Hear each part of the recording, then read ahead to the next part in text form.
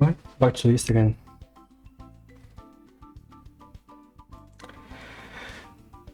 Because it turns out there's still a lot of work to do with this. I just realized it back then.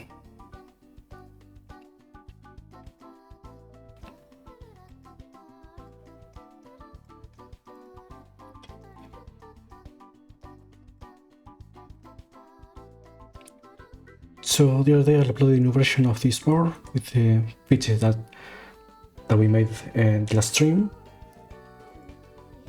But there's still also a lot to do with the RPG table. So actually let me pull up the list.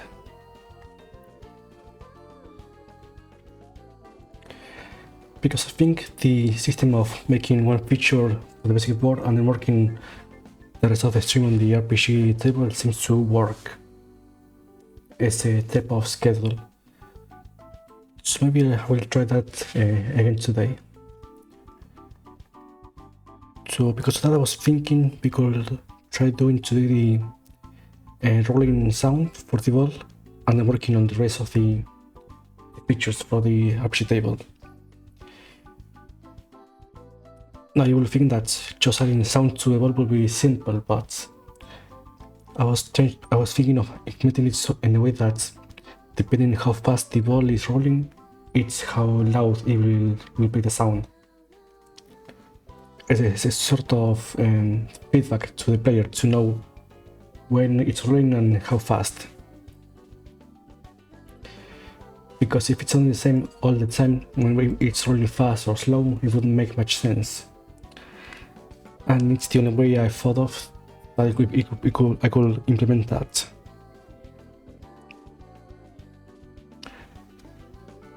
And so let's go back to the editor. Now luckily I don't think this will need much moving from board to board because the ball is outside of that. And because of that,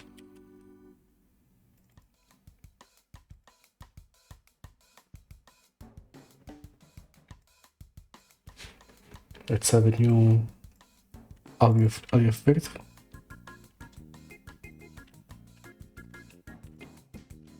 And let's rename it so we can know which one is it.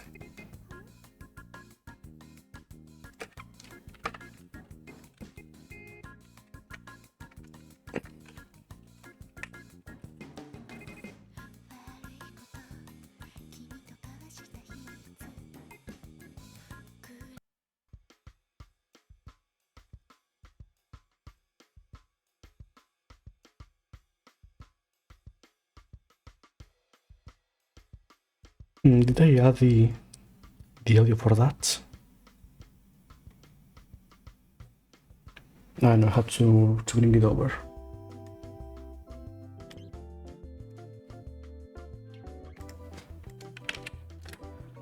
Sorry, I forgot to do that earlier.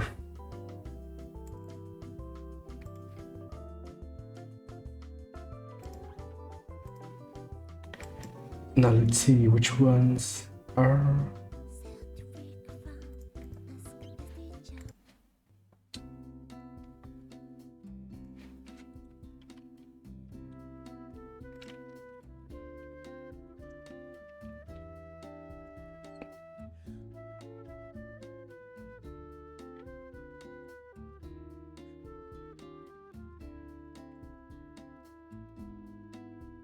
You got this one.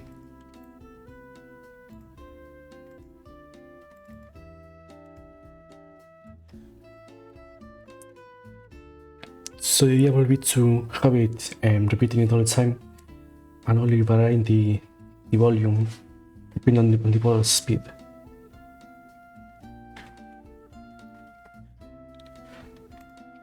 So for that, let's see here, not here.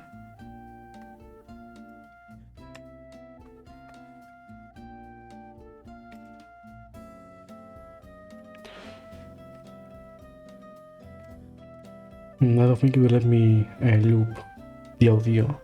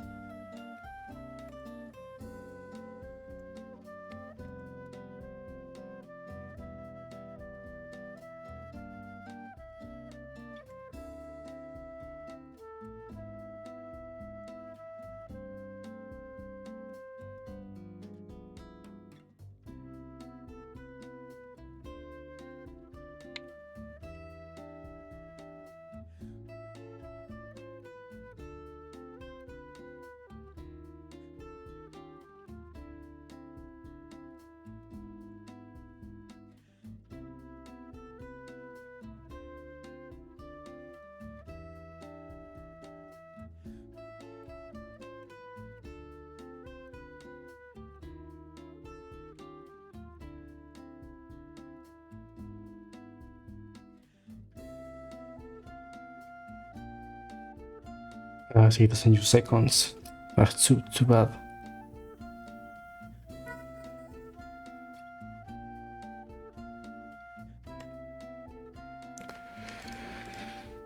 Okay, how can I change this? No, I can't. Well, I guess I can edit the wave file later.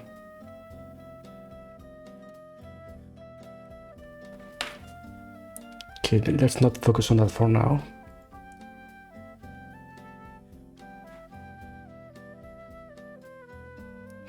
Okay, so we'll assume that the this audio will always be playing.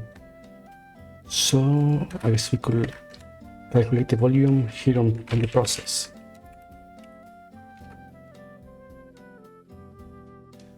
Or should it be on the physics process?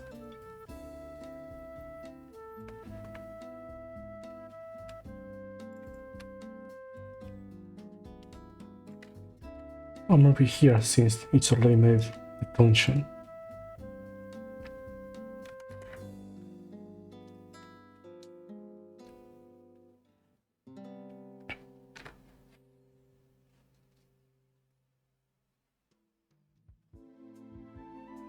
Maybe we could calculate the volume, interpolating it with the linear velocity.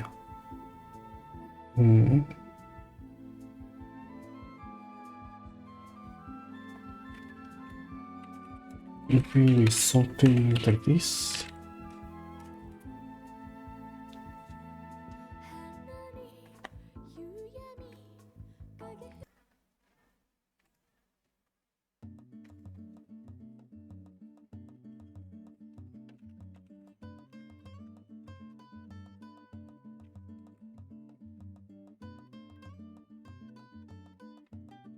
I know there was another way.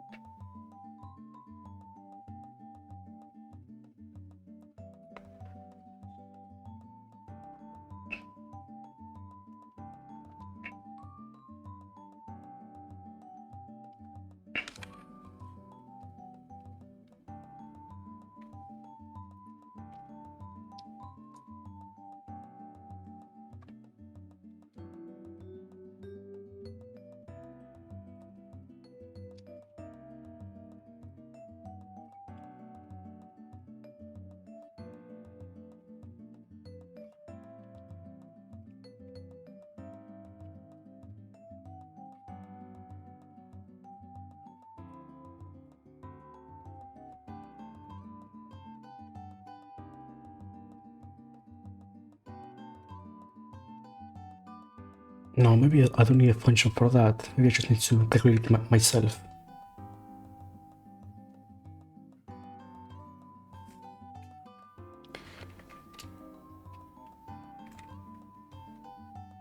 So I could do something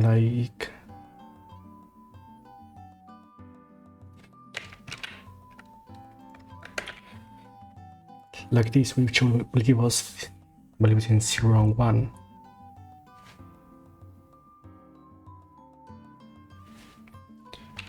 And then we set the audio for that.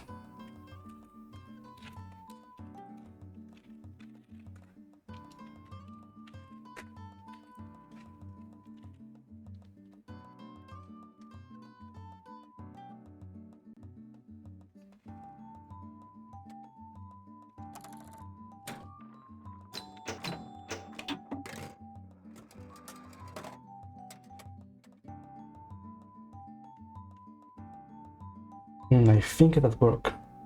Maybe together if I mute the music.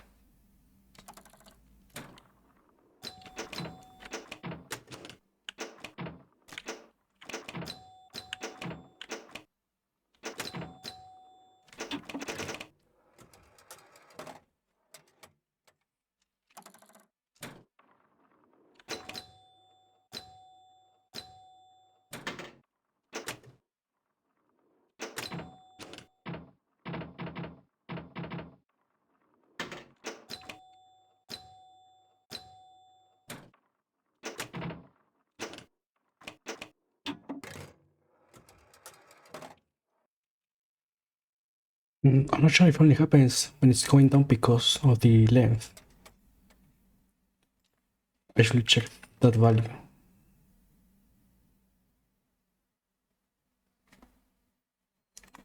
Nah, no, it won't tell me.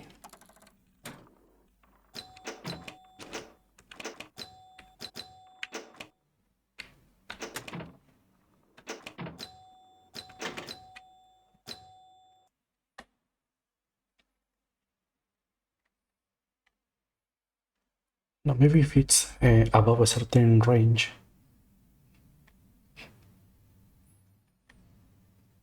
So in that case,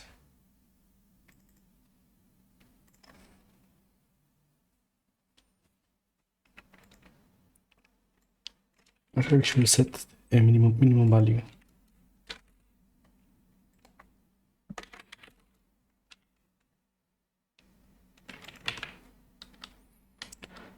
So that way there will always be at least some sound.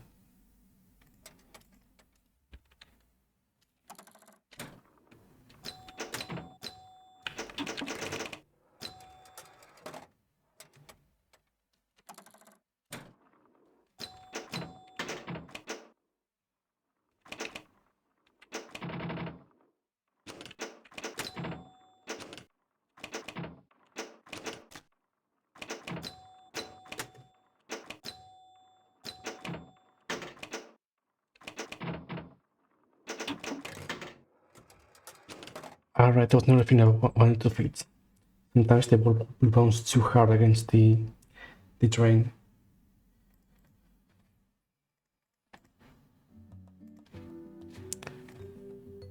So I need to add something so that it won't bounce back. And never forget not remembering that there was an actual name for this. Actually, we should be on the board itself.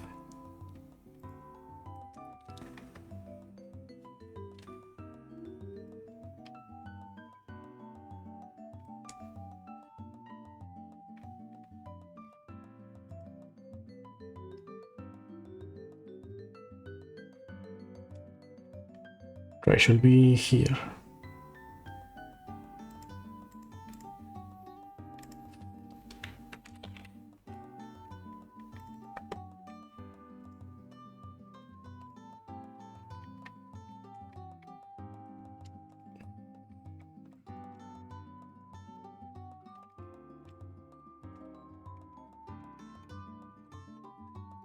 And we'll make it one way. So you can only pass through one side.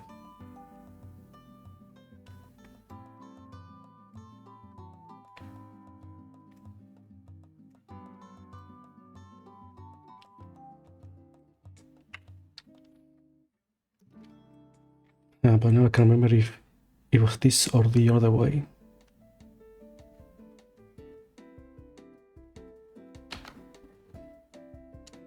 We have to see.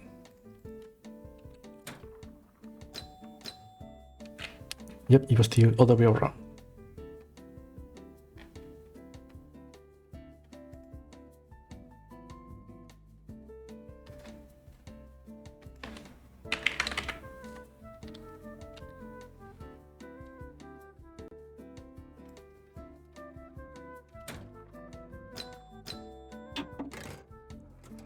There we go, and now it cannot go back up anymore. Okay, I think for a basic sound for the bolt, we can mark it as finished.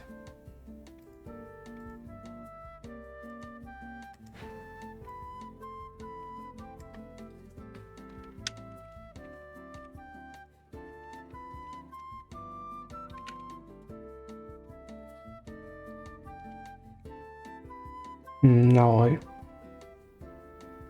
I think we still have time to try making another feature of the basic board. So I'm gonna try fixing the spinner here. But a different idea that I had.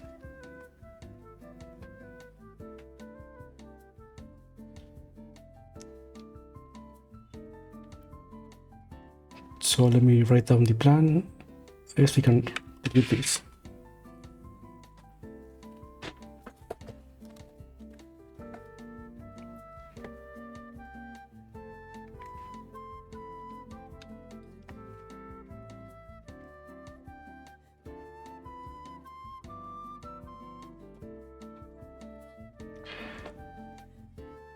Right, so the spinner we have currently works a bit like this.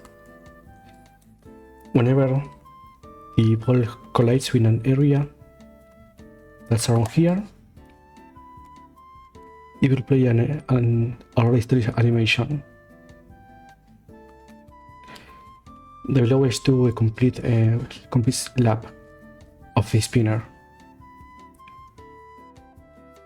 So we will do the whole thing, and at what point it's when it marks to indicate that the player won some points. And depending on how fast the ball was going when it hit the area, it's how fast the animation will play. Which on its own it's not bad exactly, but it leaves a lot of room for improvement, because sometimes the animation will play so slowly that the player will never be able to tell when it's actually being spinning.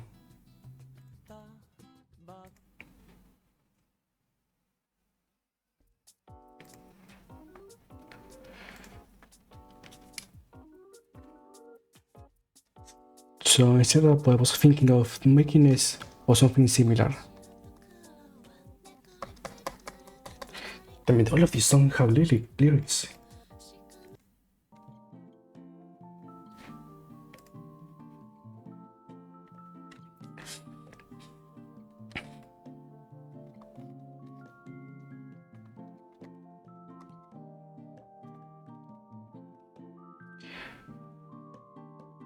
Right, so we'll have the same components, but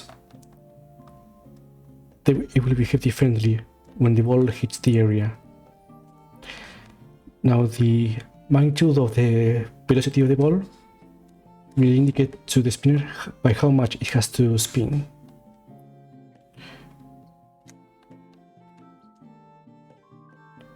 By X amount, let's say.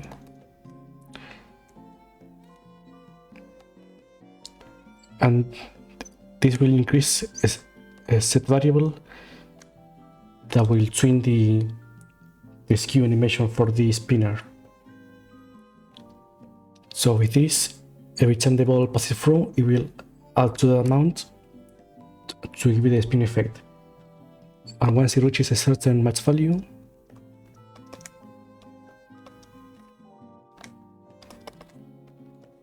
that's when we know that the spinner has to send a signal to increase the score.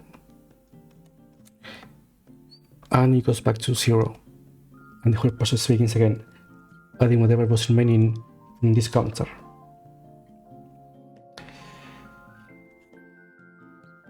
Now when it's playing like that, it might seem like it's a bit overkilling it with this feature, but hopefully it will look better than what we currently have, because one huge problem is that you can barely tell when it's spinning sometimes, because the ball was going too slow.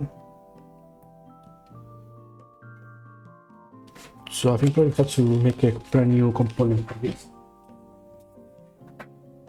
instead of editing the one we currently have, just so we don't lose it.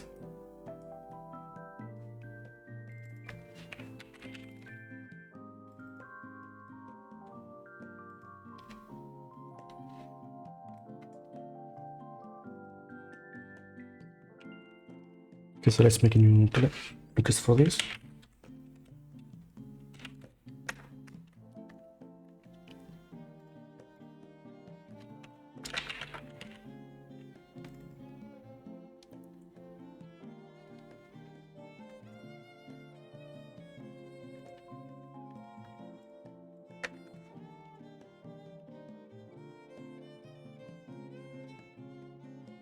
And we also have the sprite.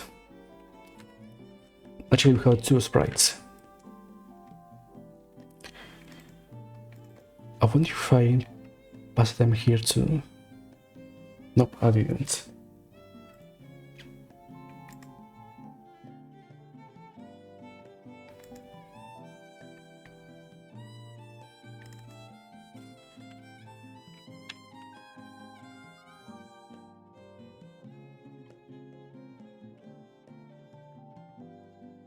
Okay, so we have the bar for spinning separate from the center that will spin.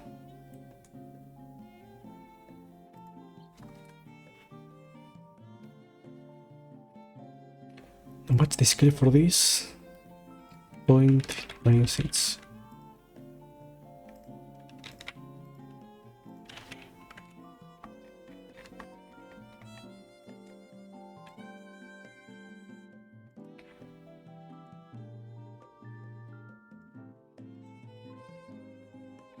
I never give it a class, good. So I can use that name then.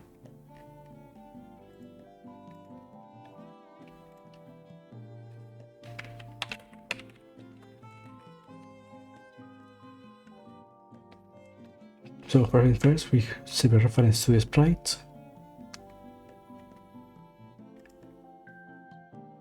Or we also need the area.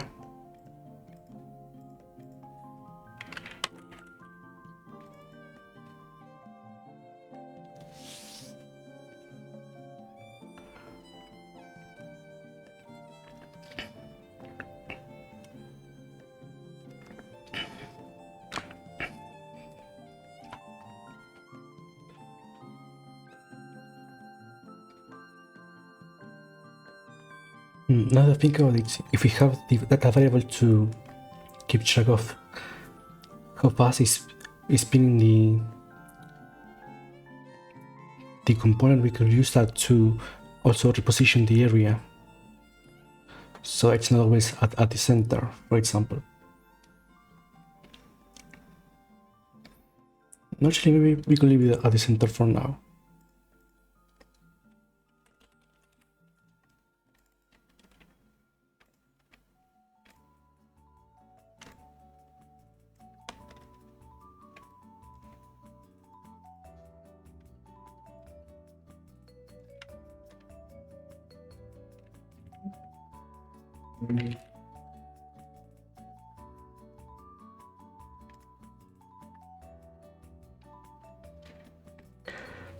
Right, and now here comes the special trick for this.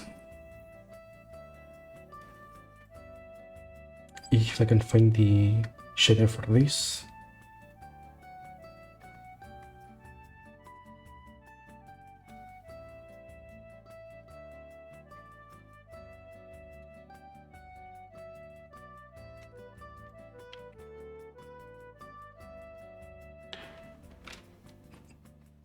Oh, but never mind, it's this one here.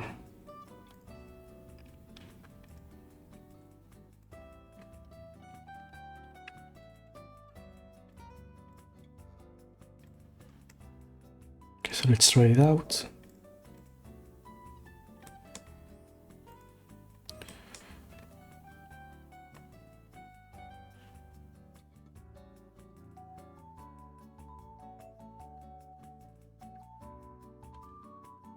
Yep, here it is. So it should give us a better spin effect.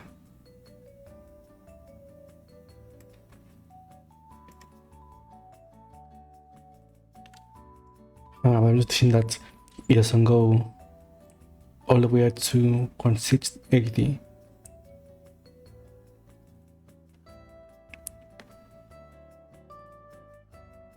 It's on 90 that it stops.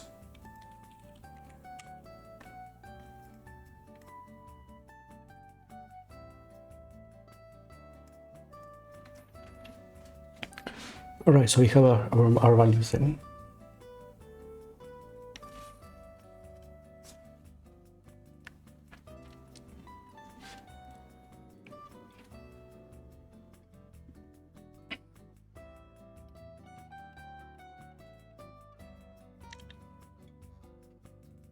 Now, the tricky part will be assuming that it can be hit on both directions.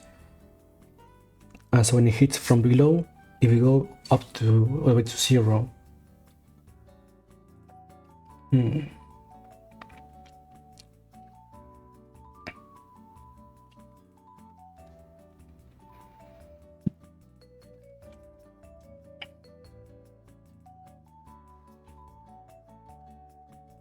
Or maybe we don't actually need that, because we have the minimum and maximum values.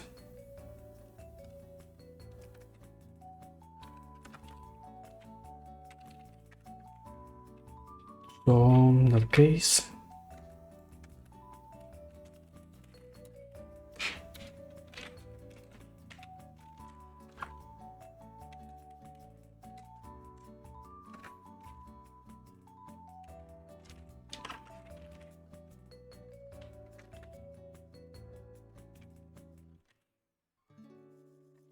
MC was minus 90 and 90.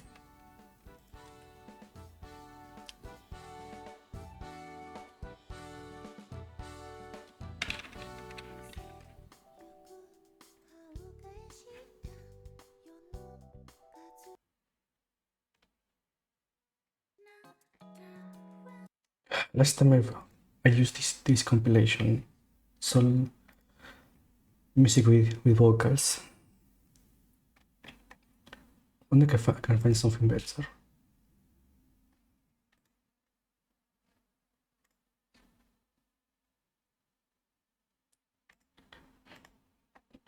Just 1 second.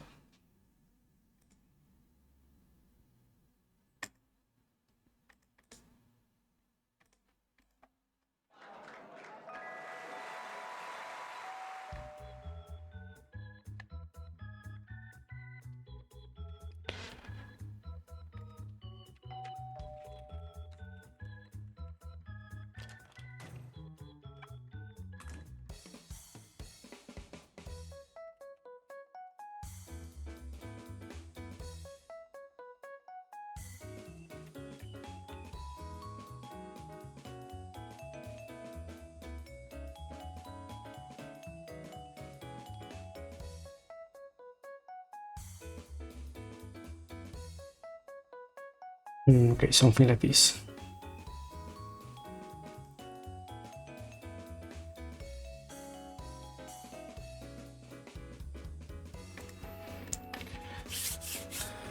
Now this angle here, it's the one that will determine by how much it skew the sprites. So we will make the set function.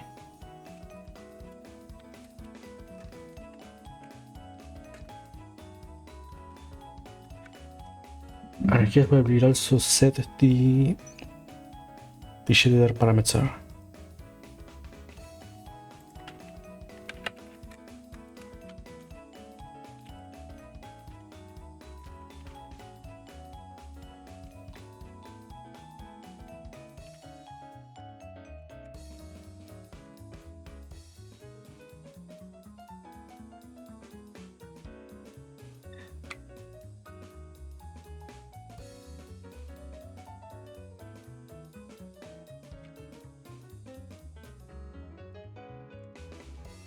And we can try that right now. So if I say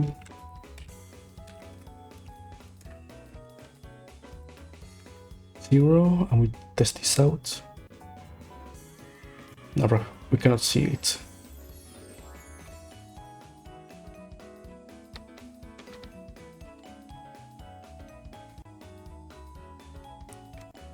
Okay, which is fine because it's right in the center, but if I give it, let's say 45, so it's halfway.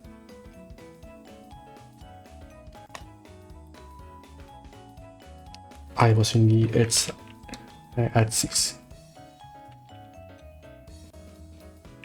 There we go, that's much better.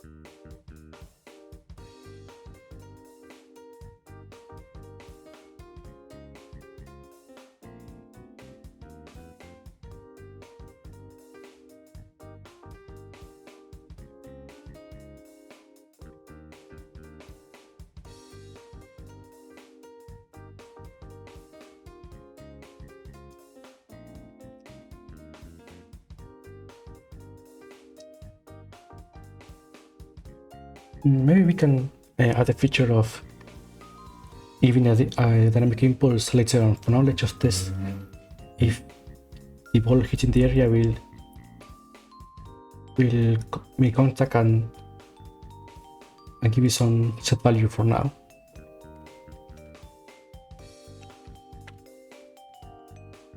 Because now we know for sure that it's working.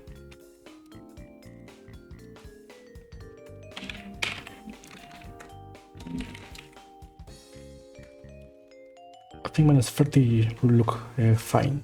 Yeah.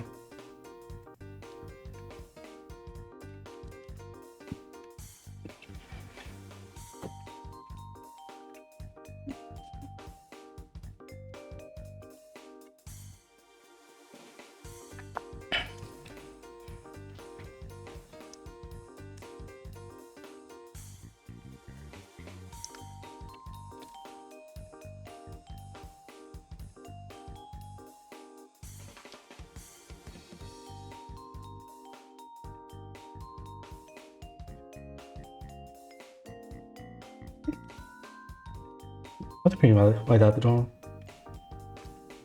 Also, I forgot to open this. Sorry.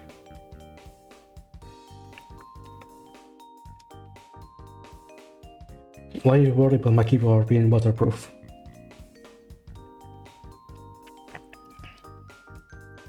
I don't remember spilling any liquid on this keyboard ever, even once in all of these years. The only thing this thing catches is its crumbs of food.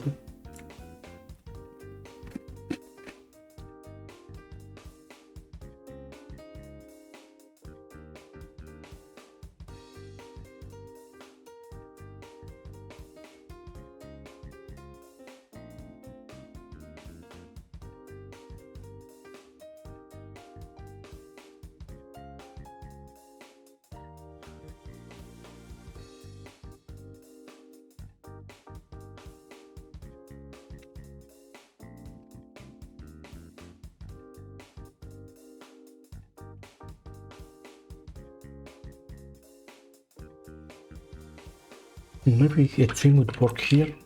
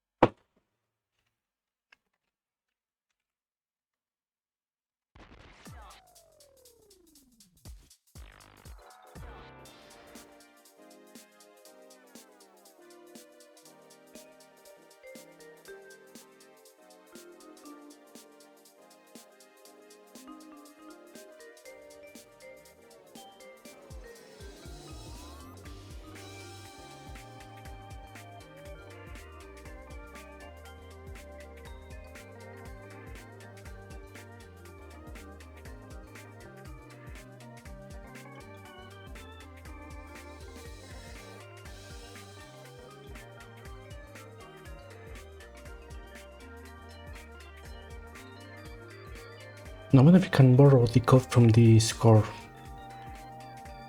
for this, because it did something similar.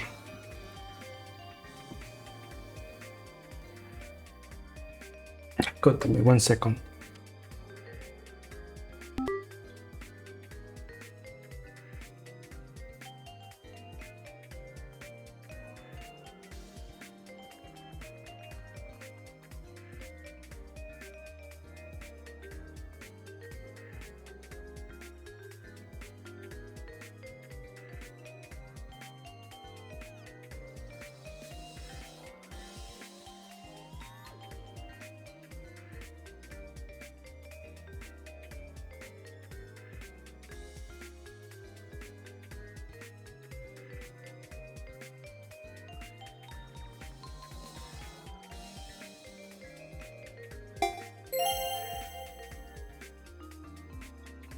Sorry about that.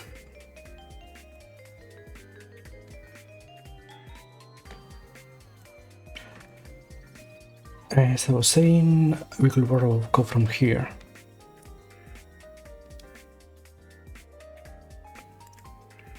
So we have a current and final value, which should be this one here.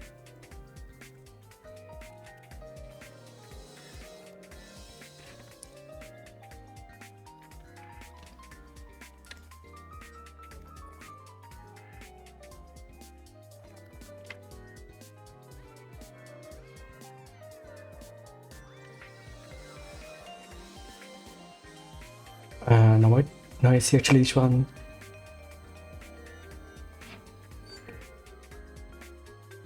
might not completely work because there's some more restrictions.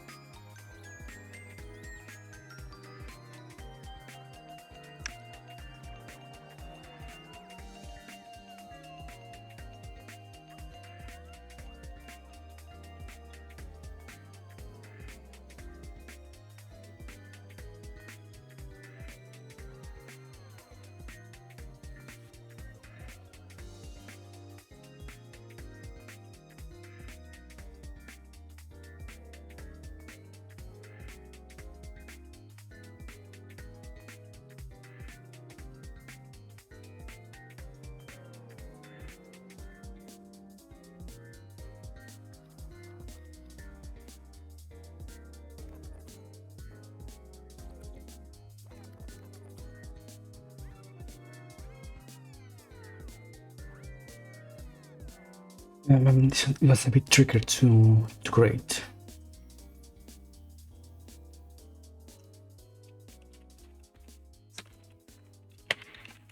So let's say the value.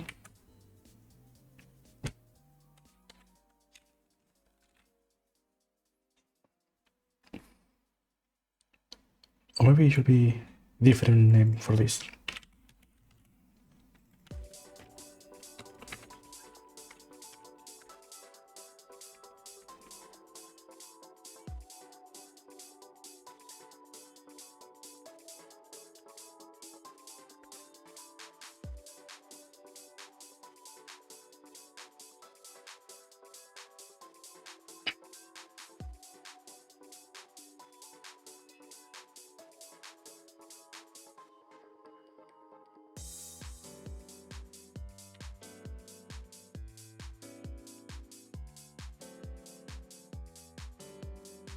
From the imports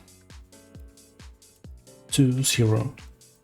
Let's make it for now an set speed.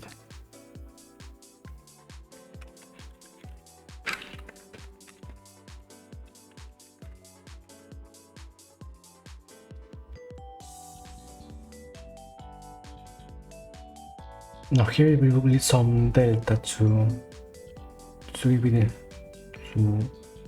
make the spin.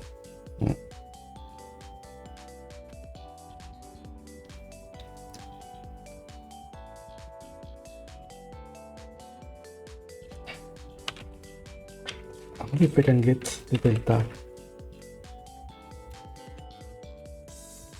Here we go.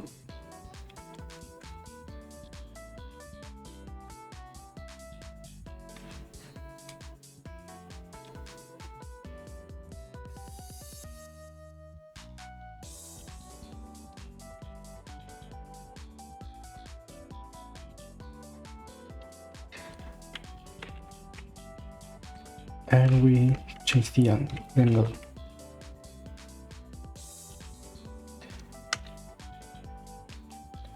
Now locally here the impulse will hold the value of the direction depending on the ball.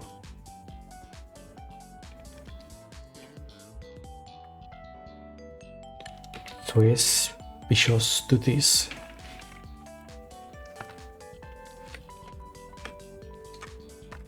And we control that it doesn't get past the angles.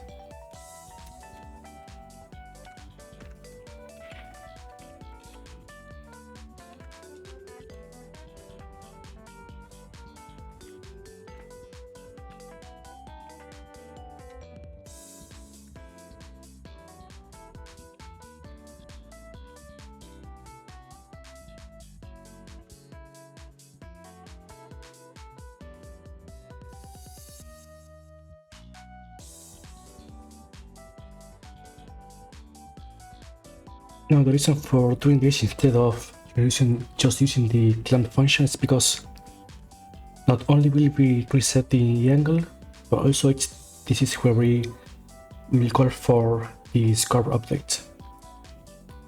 So we've been able to catch both cases, it will be useful later.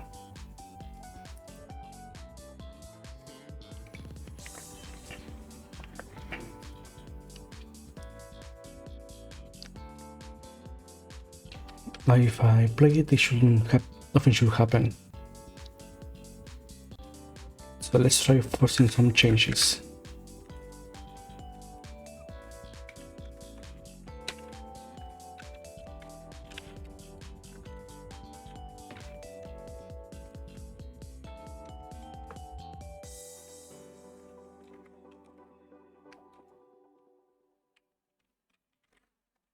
And let's try 50.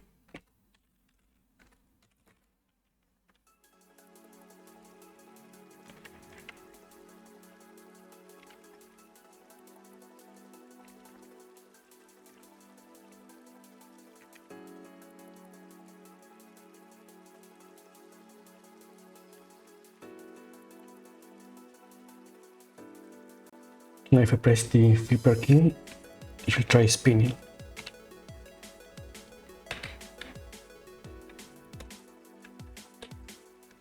And nothing happened.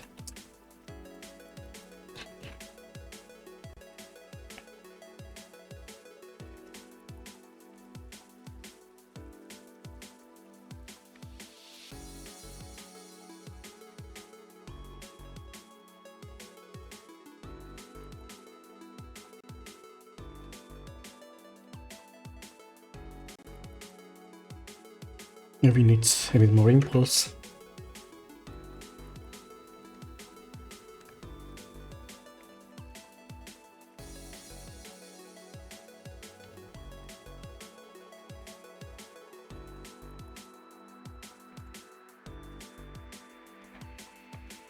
Alright, it was this.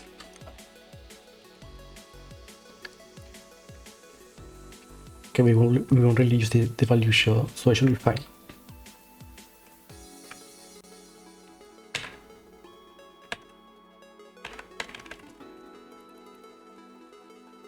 It's barely moving, so we will need a bit more impulse.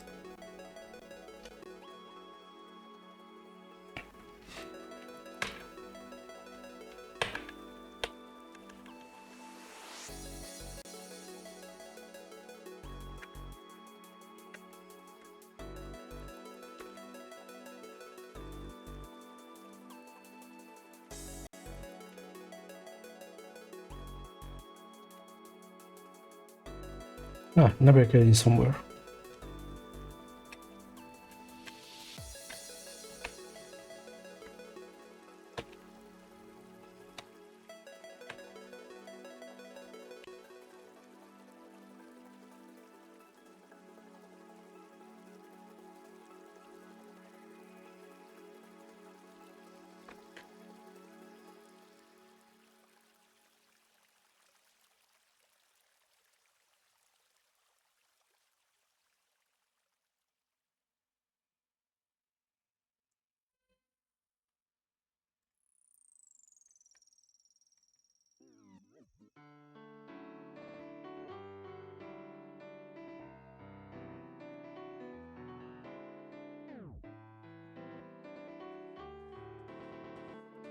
I guess a level to see how much value we're storing will be helpful.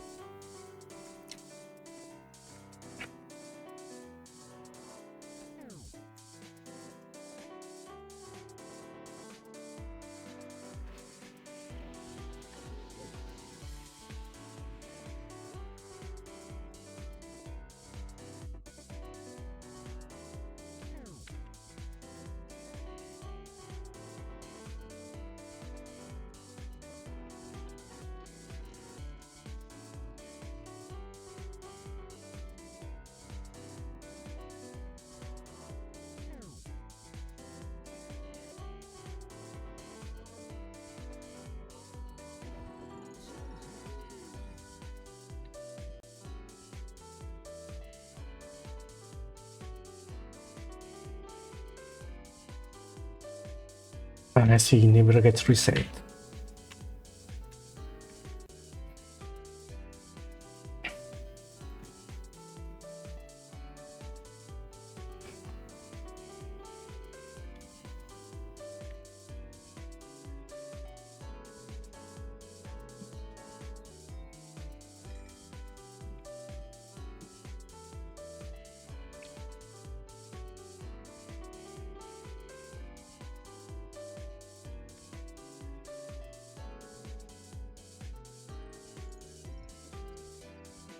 So the spinning seems to work, but we need to do it as long as we have an impulse.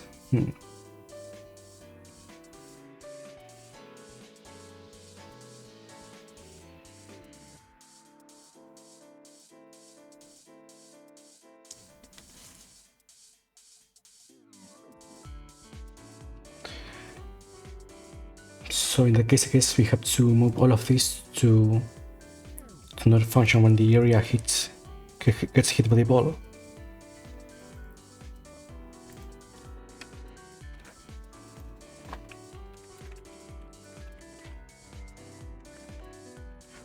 And that's mean I never give it a class. Nope.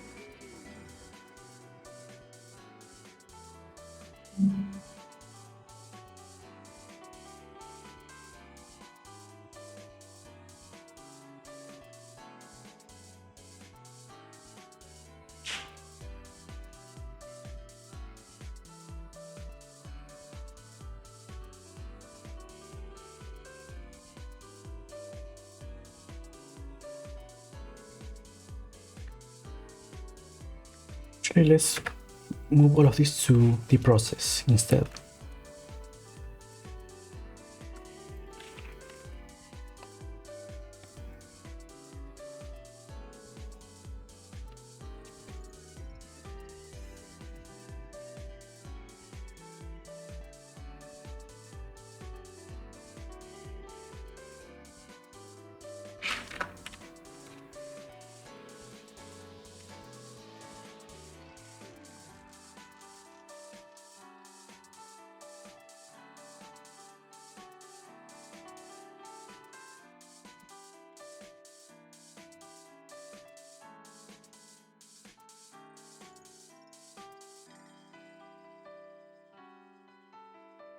But here's the catch. The impulse can be positive or negative.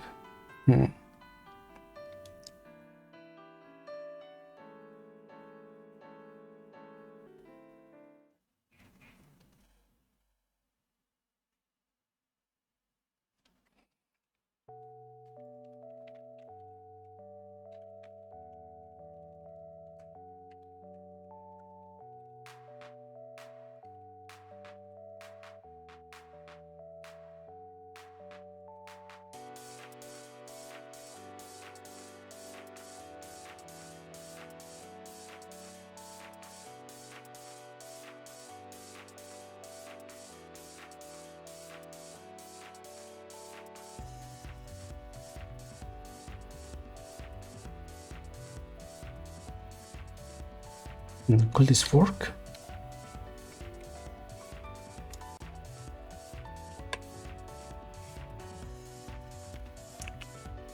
Oh, it seems to work.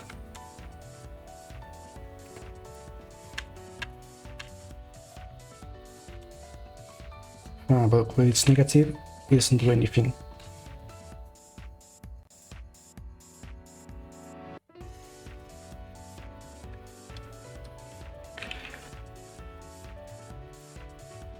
So in that case, there was a function for this.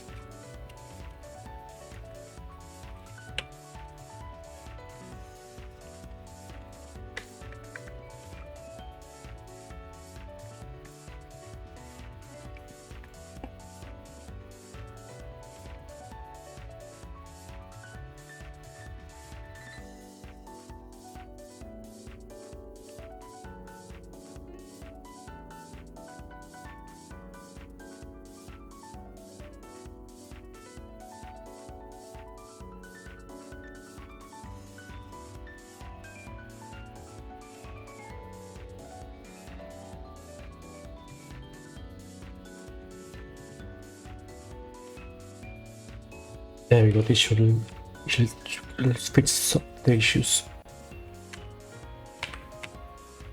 Nope, never mind. It's the other way around.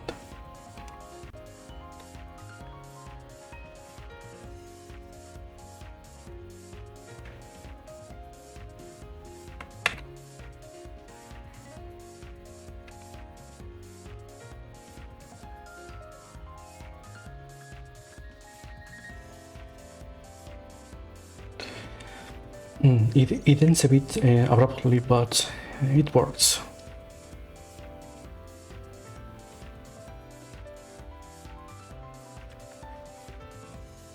Now here we have to calculate how much impulse will be gettable.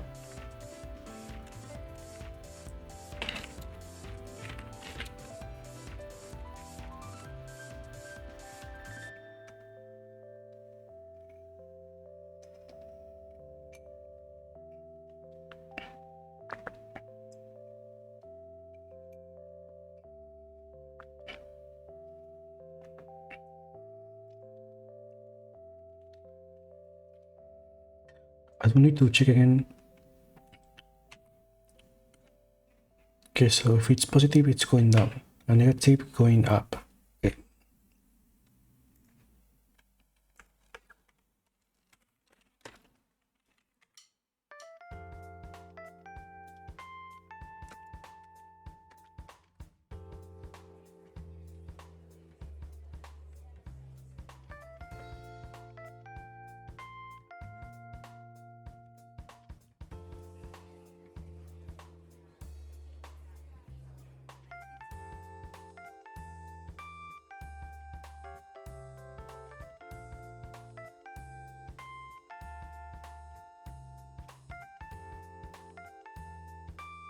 Right, so we need the speed.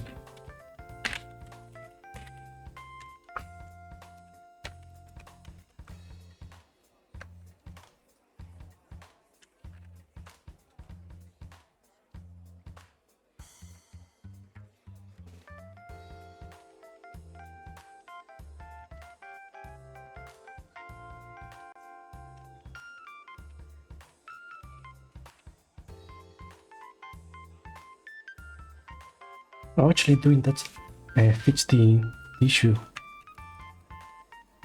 The more impulse we give it, the faster it will spin.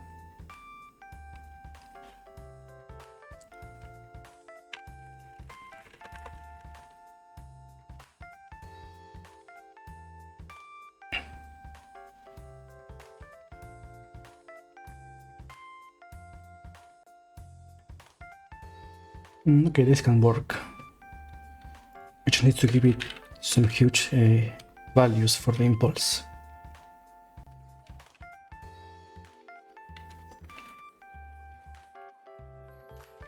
So I guess we can say 500, it's the biggest. And maybe 100, because 50 was too little.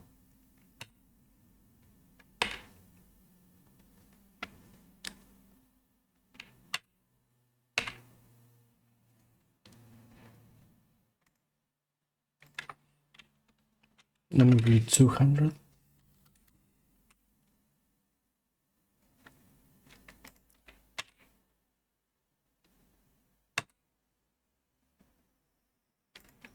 Yeah, that looks good. We can use these two values.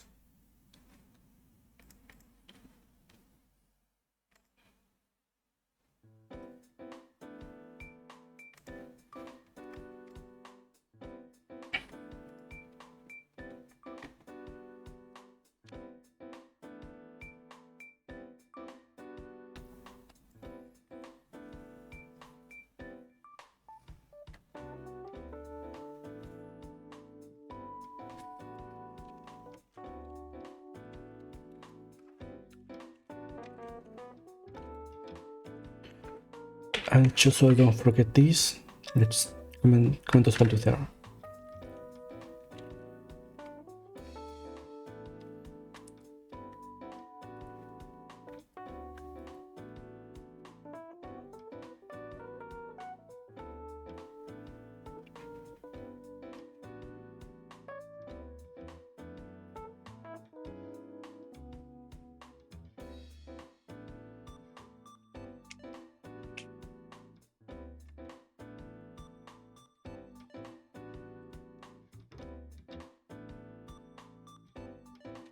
Okay, now here's the complicated thing. You have to read the ball speed. I mean, its length. I think I calculated also here.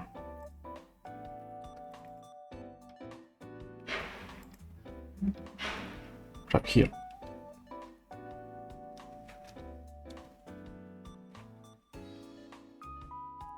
And I made some weird calculations that I don't think we will need this time.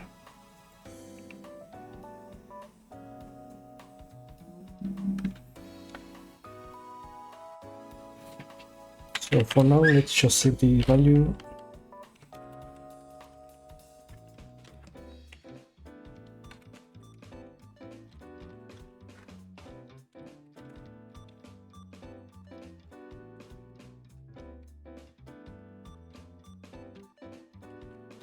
And I'm sure I was able to correlate these two values between two others. But I don't think I can remember how it was made.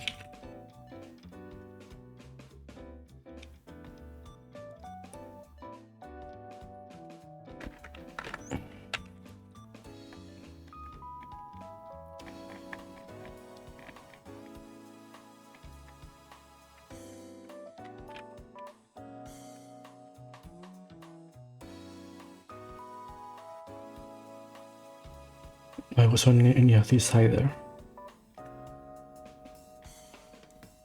No, I cannot remember. Too bad.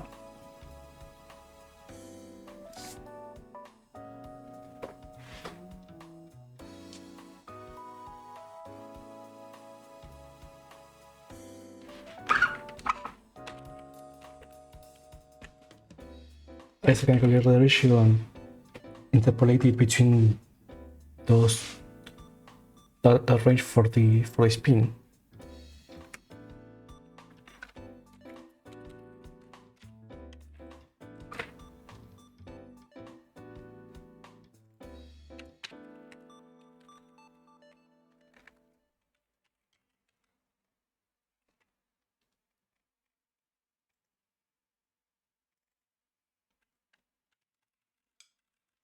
Now here it is.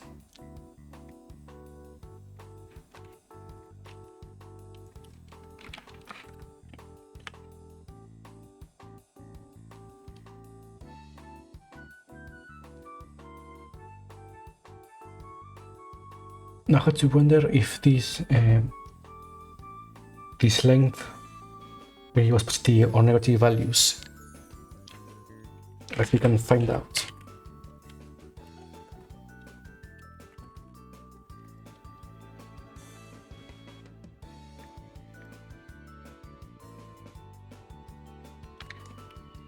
So let's reset the position and its scale.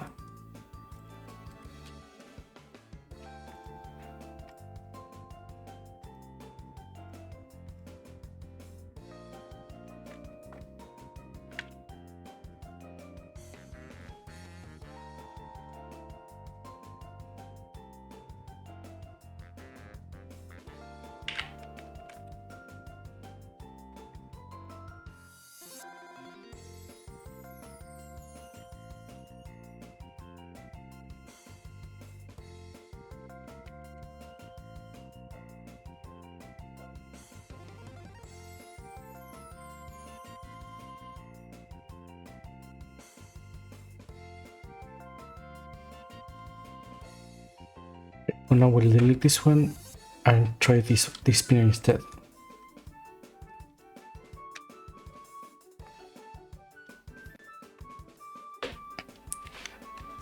Alright, I forgot to remove that.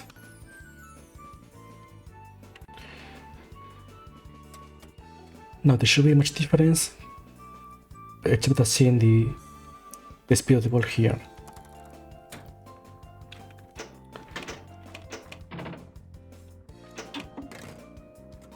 Okay, so it's going down, so it should be positive. Now if it goes up,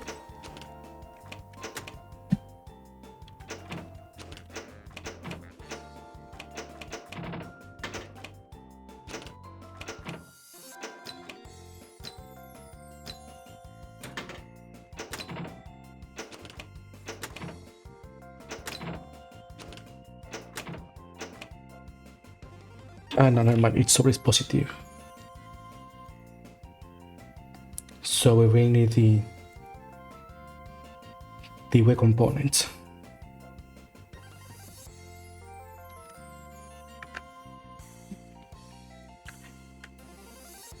So in that case,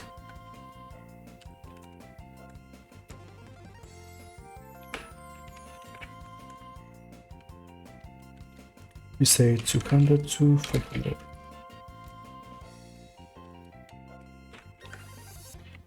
I'm going to multiply it by the body's vertical speed.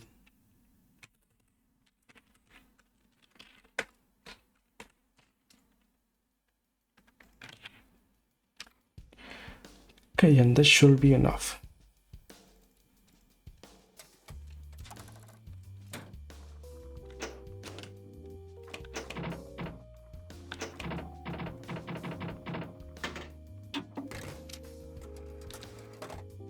Actually, never mind.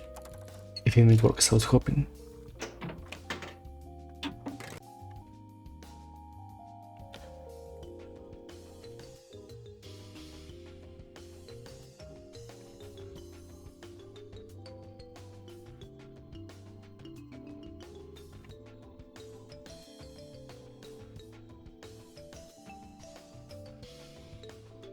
Right, it's because I need the sign.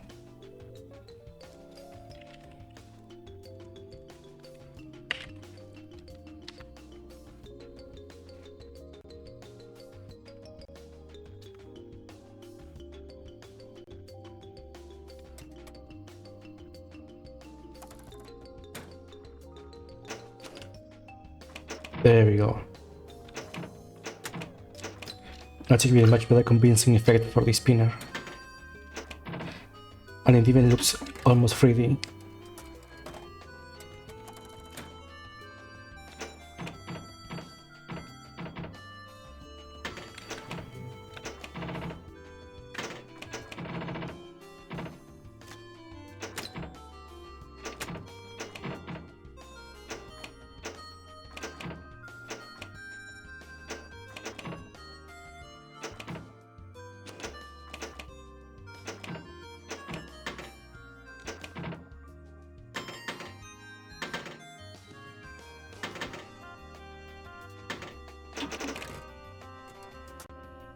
Alright, so last thing to add is the scoring. So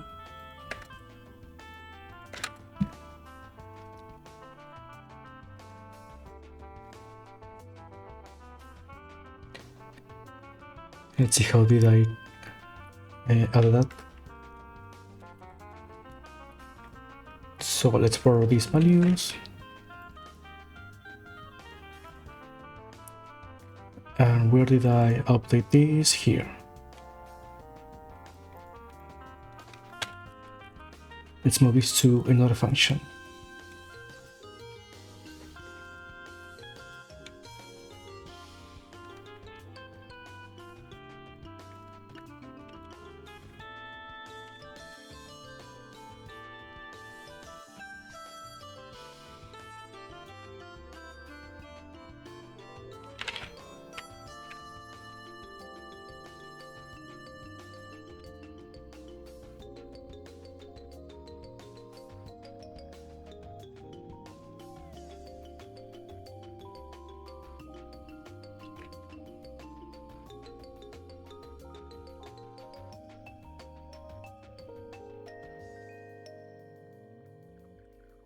Okay, and that should be all. Alright, I need to also connect it.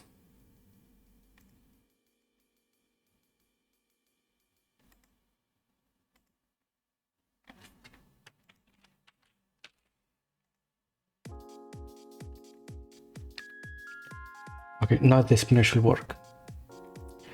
If you give it a good impulse, it should give us many points at the start.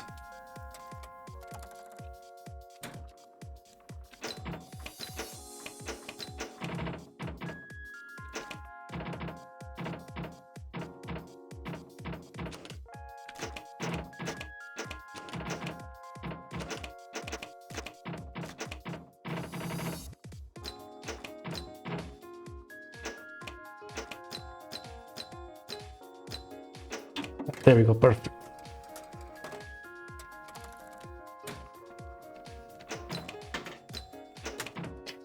It's working much better than the other version. And if it goes the other way around, it cancels the impulse that it was getting.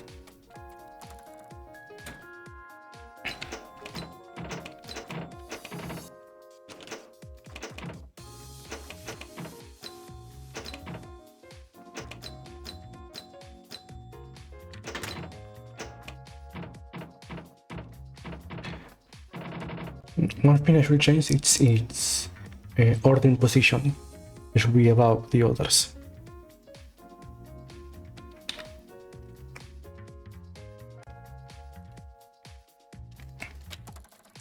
That way the ball appears behind, like that.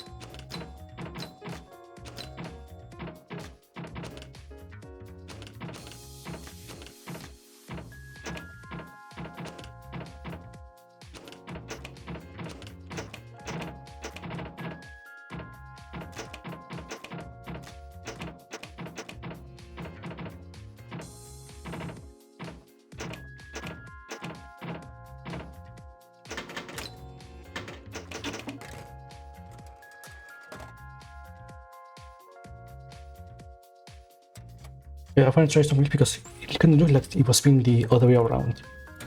It should go downwards. Okay, yeah. Never mind.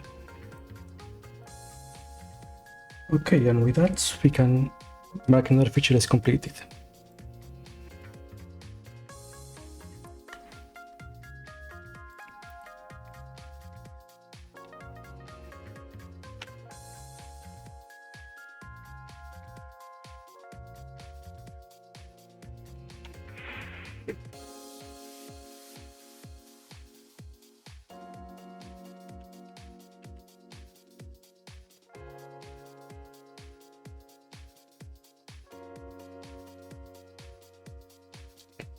Okay, so for the basic features, it's only the gate here.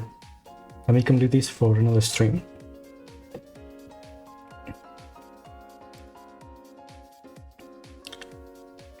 And with that, we can focus back to the RPG board. So we continue working on the features.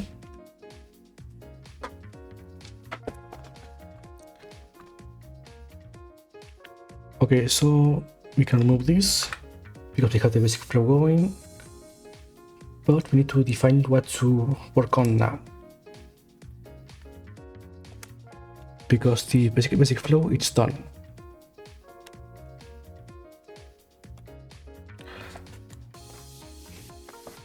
But we do need to add the features for the other components.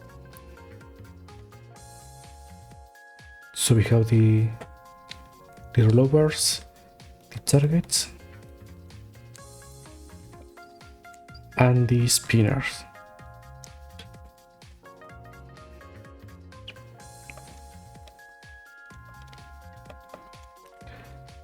We still need to add some feature for this free. At least the buttons over here at the top should have something. So maybe that's what we should work on today, aside from some visual updates.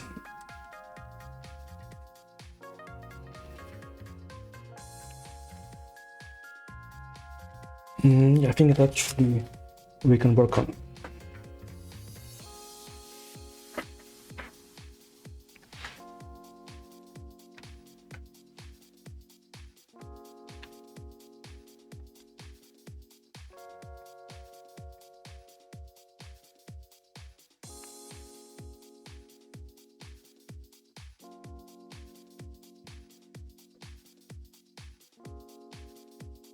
Okay, so from here, as we can do the same and delete this spinner.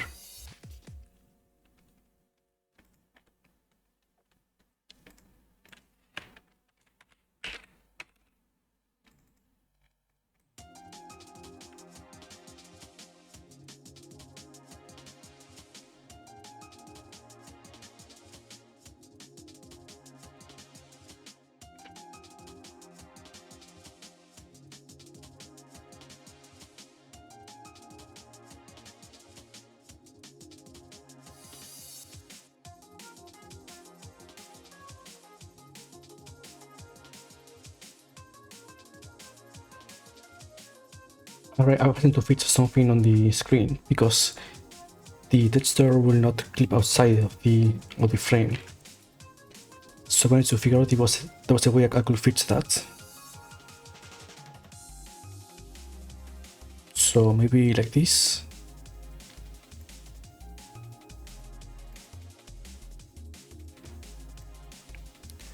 Ah, that was a trick.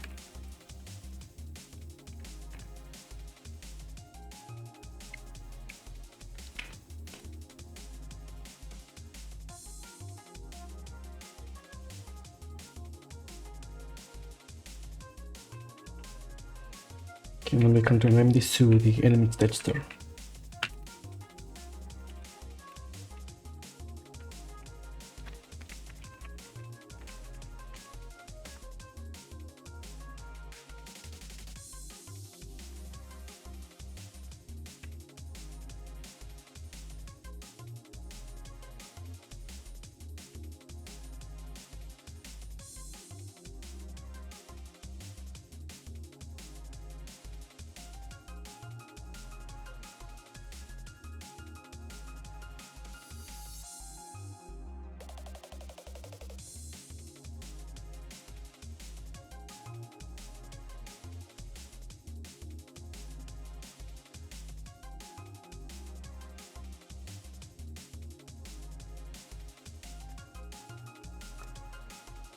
And for the animation,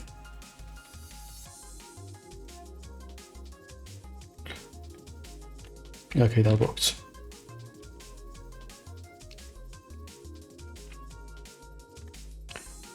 Then to make it appear, we can, instead of changing the shader, we just animate its position.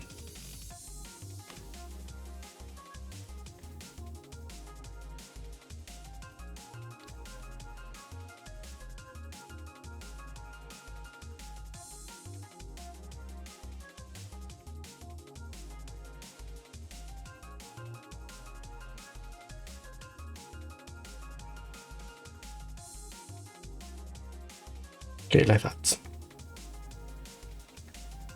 Be a bit faster.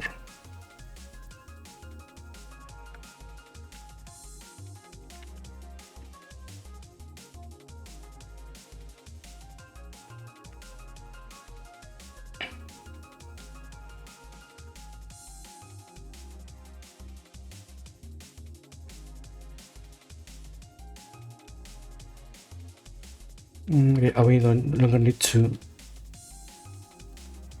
add the shader here.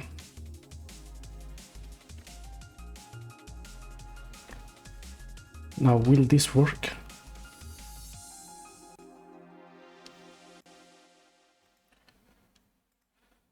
We have to change the board.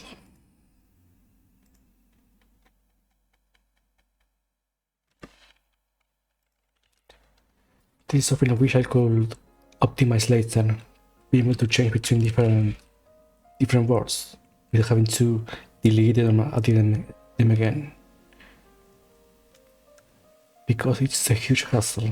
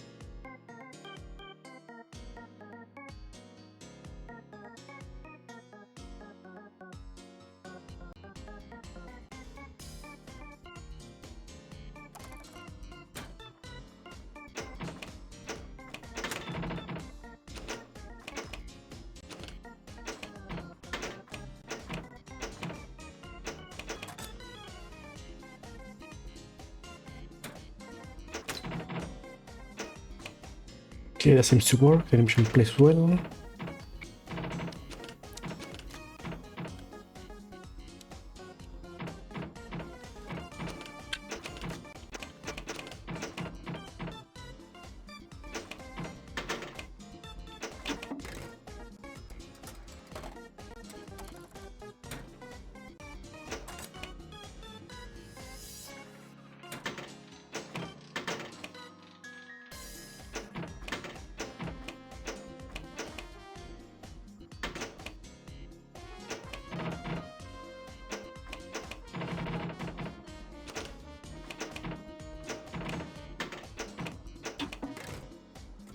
Maybe I should test with the time limit since we're at it now.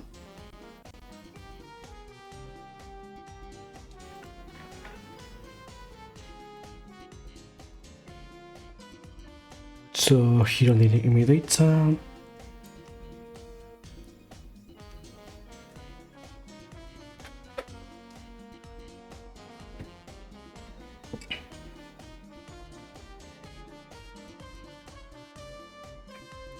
name, life points, maybe a little some.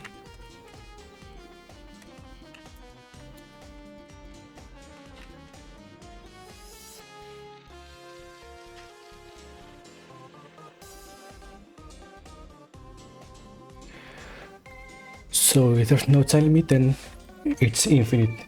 It's up to the player to defeat it.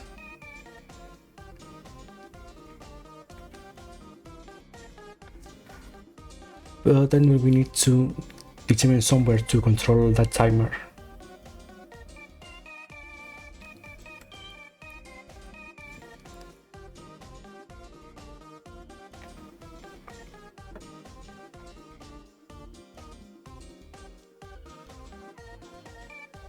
Yeah, maybe here. This should be kind of similar for when the timer runs out.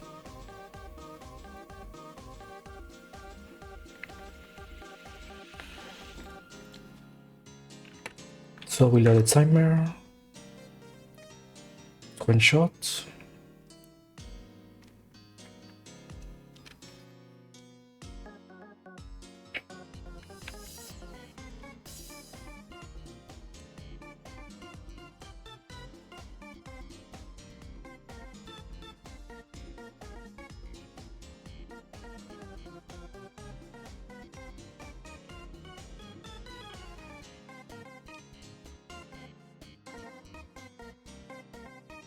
Here anything.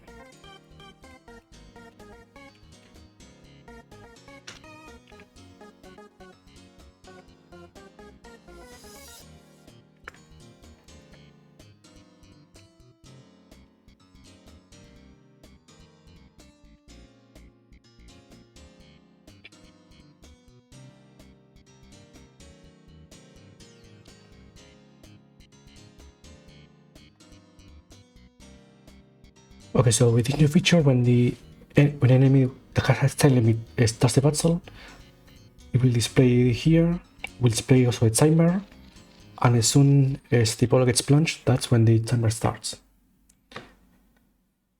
When that happens, it will play as normal, and if it gets defeated and the timer is playing, it will stop. But otherwise, if the timer reaches 0 before the enemy gets defeated, then the enemy escapes. And maybe we could add some penalty to the player, but I'm not sure yet what will that be. We can decide that later.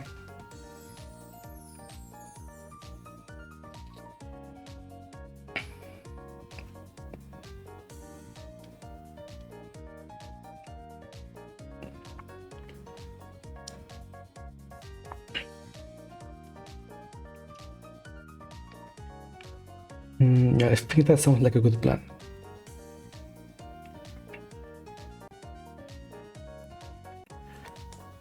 Okay, but before that, I need a couple of minutes to take a small break. Same for you if you would like to, and I'll see you in a minute.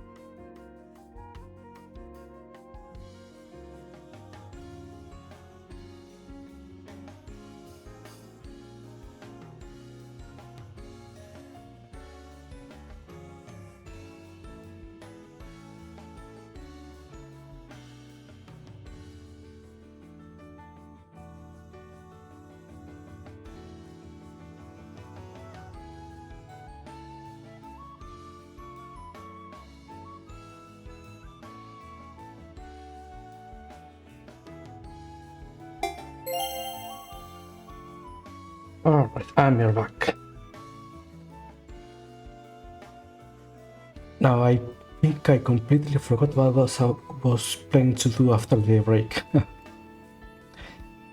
I knew I had to... Alright, the timer. We need to implement a time limit for some battles. So for that, we have the timer here.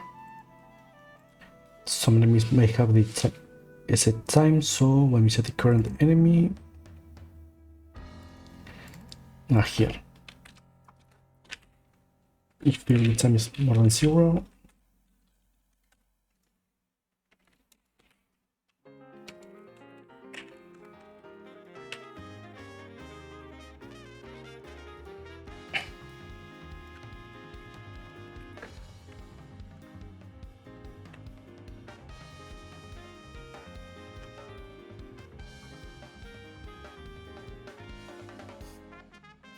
actually this should always happen.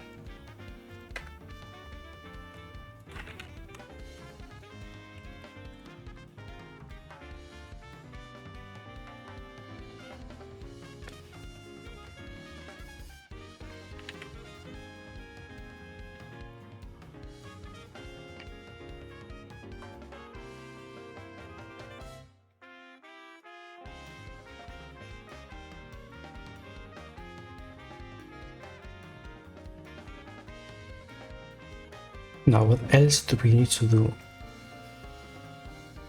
Maybe when... yeah, here.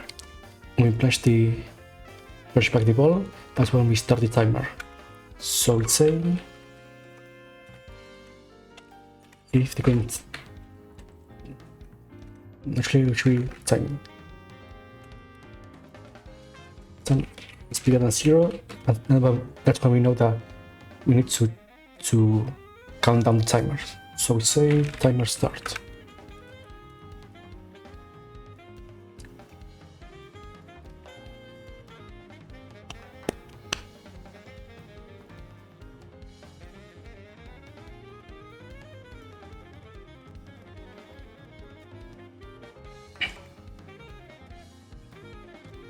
And we do the same for the screen.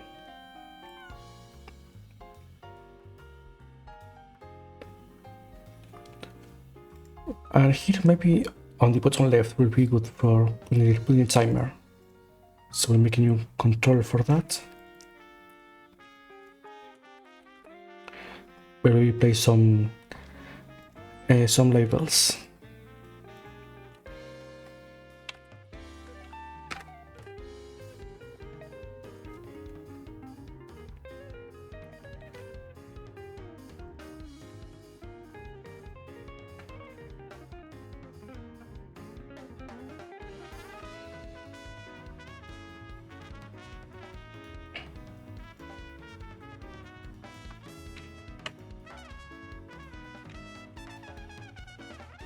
Will this be big enough?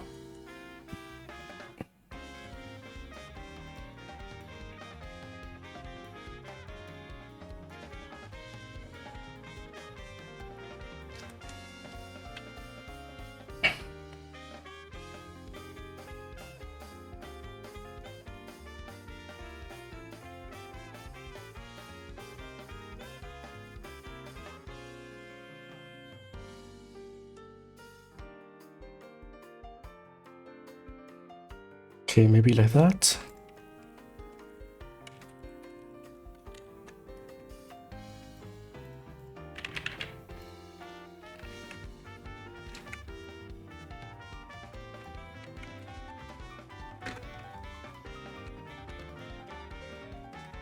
And it's now 40 seconds.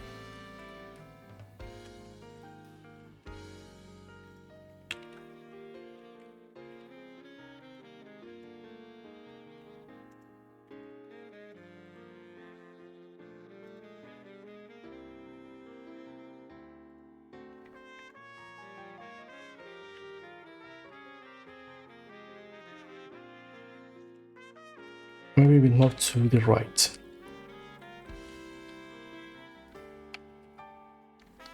Like that.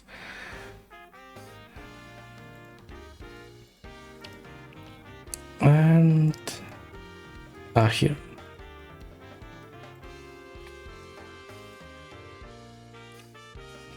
Okay, I think we can make it the screen bigger.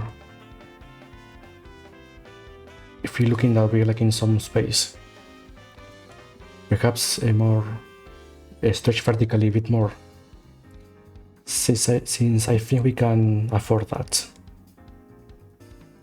So the top and the bottom will be for UI elements and the middle for the player and the enemy.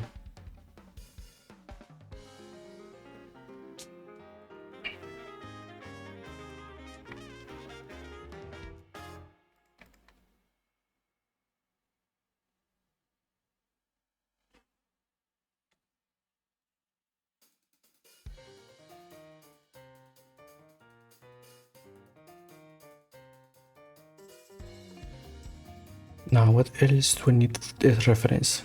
Right, I guess the labels.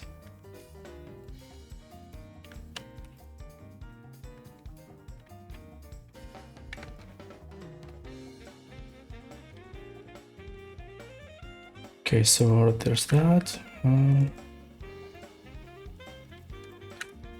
Time for the timer.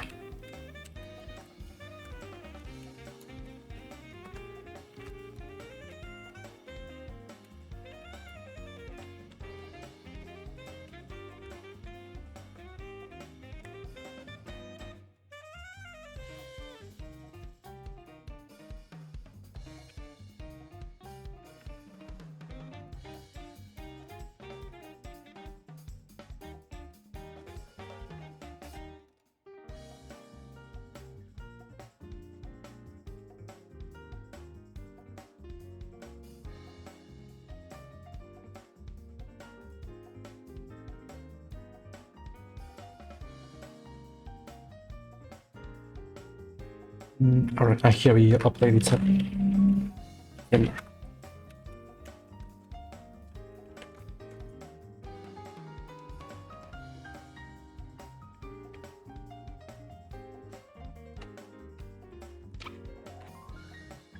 I always forget the formulas to calculate the minutes and seconds, given the total amount of seconds that we get as parameter.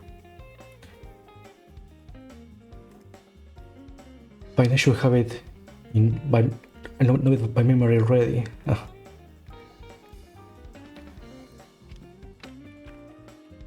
So let's see. It was something divided by 60.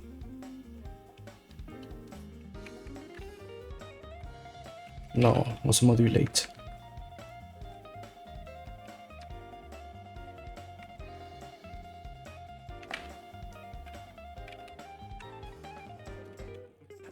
Was it this?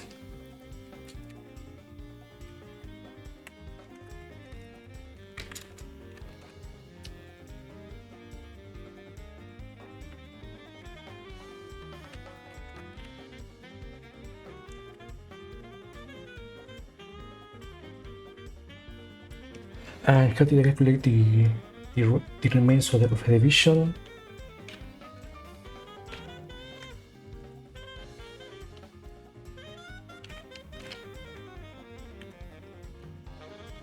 This might be easier if I just look up the other project that I have already done this.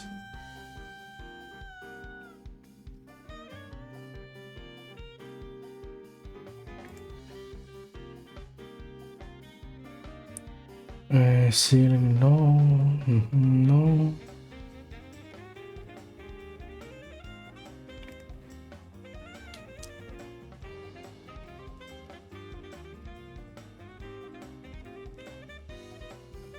And not this. No.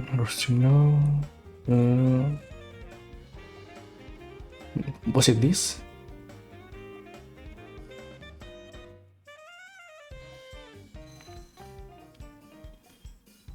It has to be this.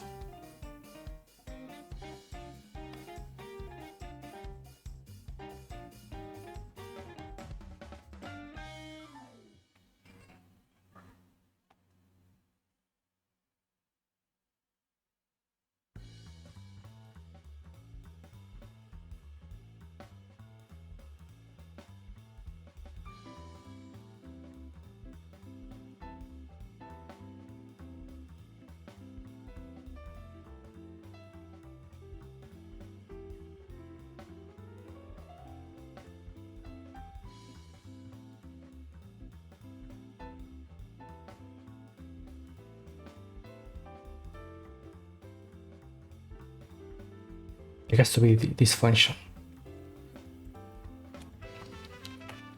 So we'll say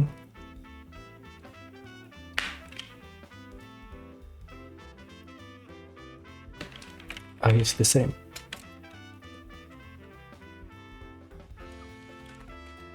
And just for testing purposes,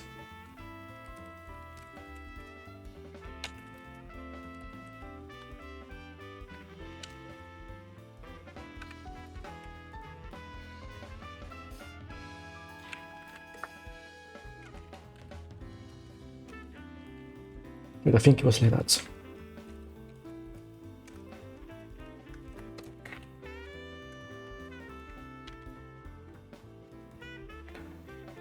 Okay, and just for the sake of not testing everything, let's just put the function on ready.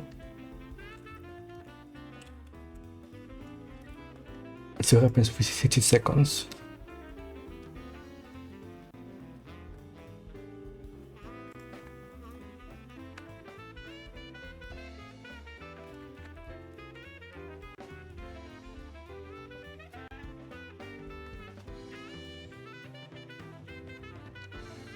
Okay, if say 65, it should be 1 minute and 5 seconds. Yeah.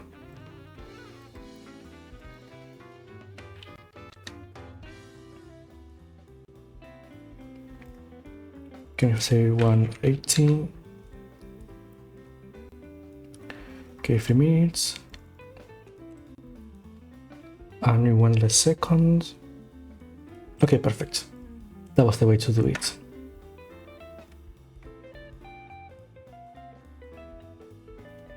So now we can say inner label paste.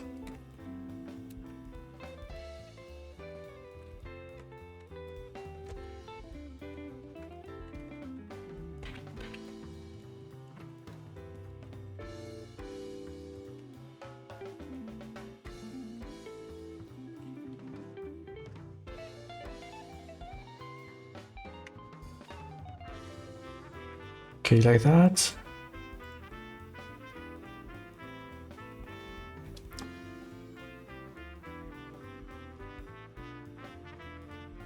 I don't think we need to do anything else here. So we go back to the board. And we need to connect the timer.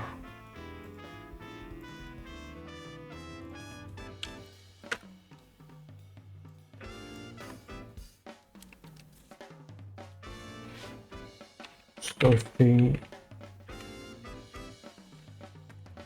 time is 0, you do something. When the timer is here 0, it means that we failed to defeat the enemy. We will work on that later on. First, we will control that the timer is ticking and it's displaying on the UI.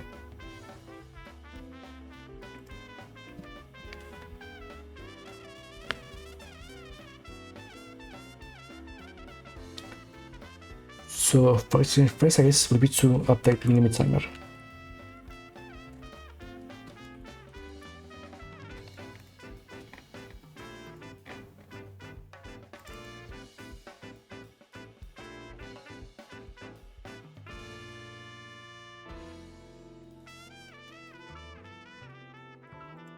And I guess we can put here a set value.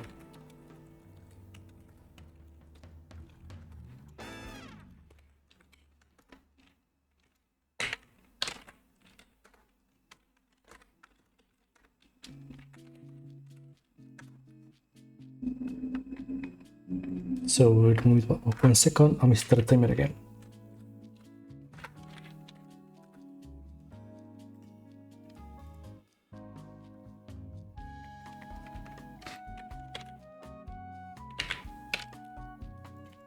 So I think that should be enough to test the timer. Let's take to 60 seconds and see what happens. Right now here on the game.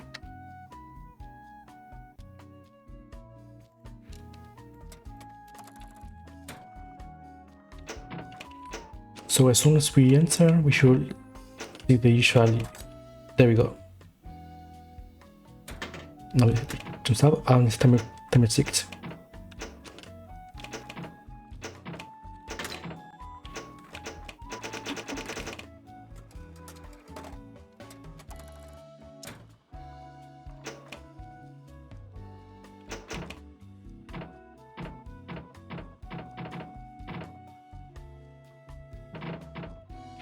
Okay, but the timer is probably still ticking, so we'll have to stop that.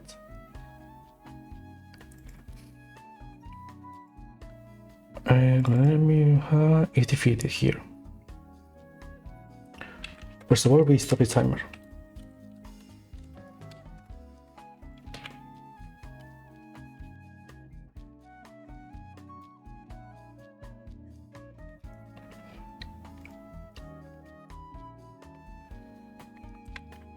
Okay, we have that out of the way. Now here we should have the same process as here, where we play an animation for the enemy to escape the screen and remove the reference to the enemy.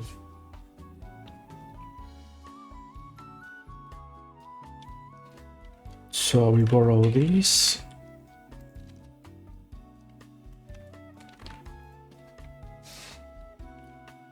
Possible.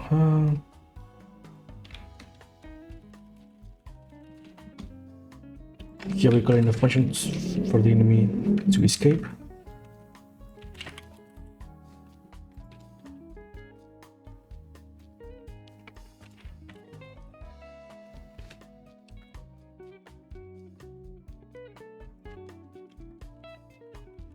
And pretty much the same here. Now ideally we have all of this in its own function to handle if the fatal landed because of victory of defeat, but I think for now we can afford to copy the same code here below. Some pause. Okay, press a small score.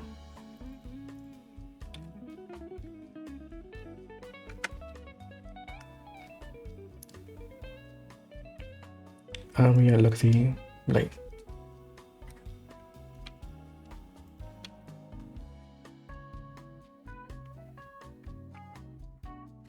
Okay, so I think now we need to add the animation for escaping. So if you need me here.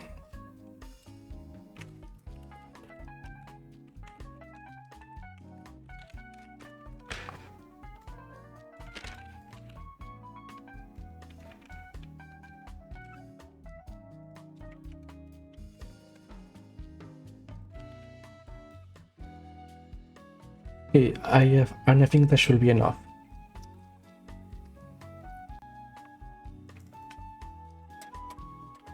Actually, just make the time shorter to make sure that works.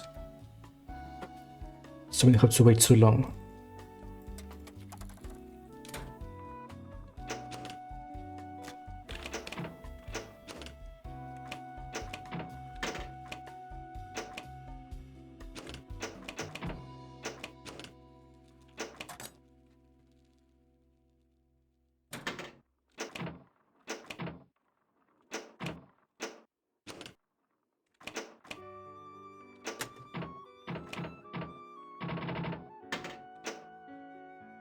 Two, 1, 0,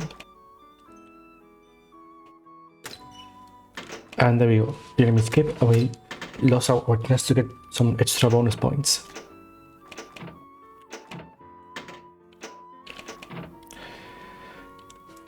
And now I think if we enter there again, we should be able to face off the same enemy. And that's how we know for sure that it's working.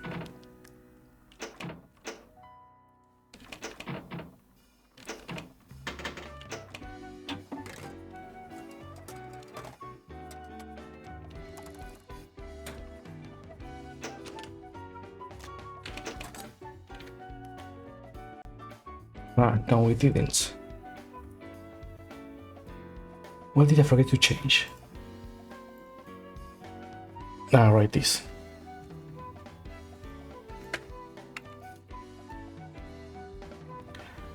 Okay, now it should be working.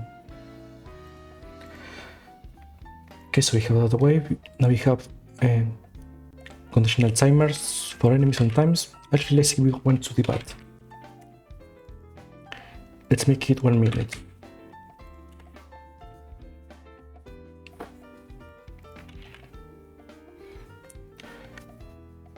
And now that we have a timer, I think we can afford to add some extra flair to the screen. So for that,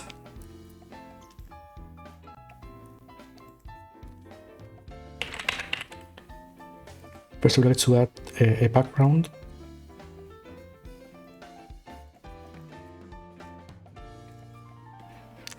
And let me find the asset for that.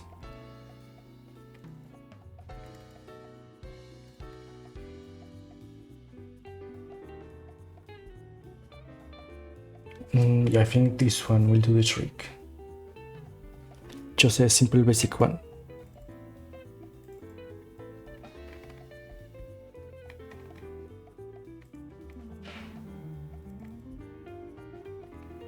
Now how everything is colored here, it's a complete mess.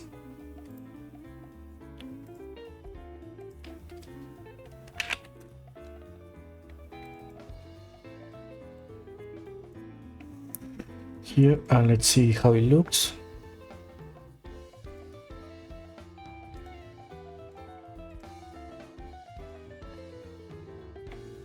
Ah, nice.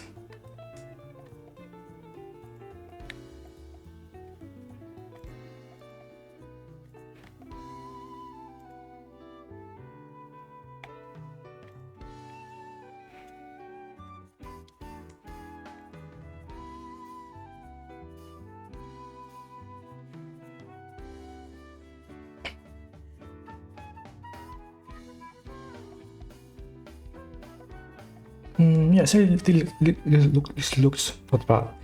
Maybe some border effects. Actually, we can add that. I just need to look for that shader.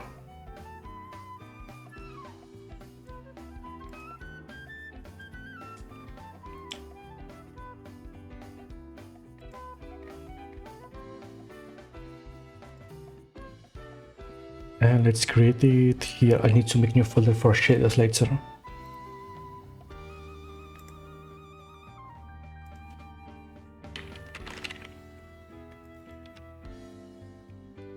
And what was the name for this?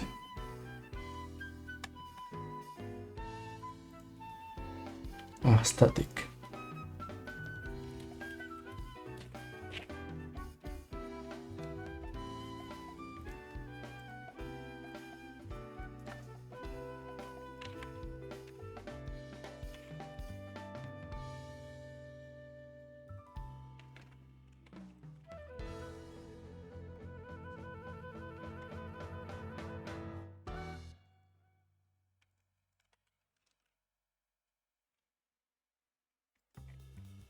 Okay, no errors, so I guess we can use it as it is.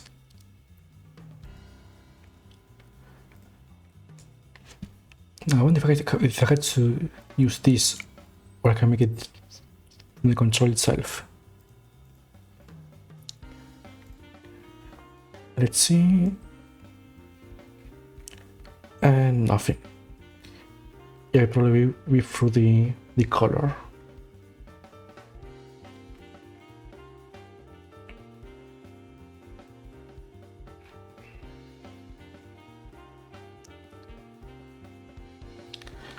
And no, still nothing.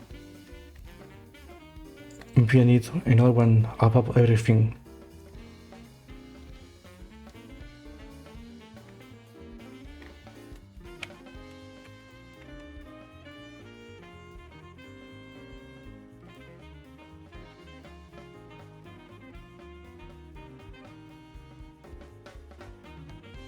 There we go. Now again that TV effect.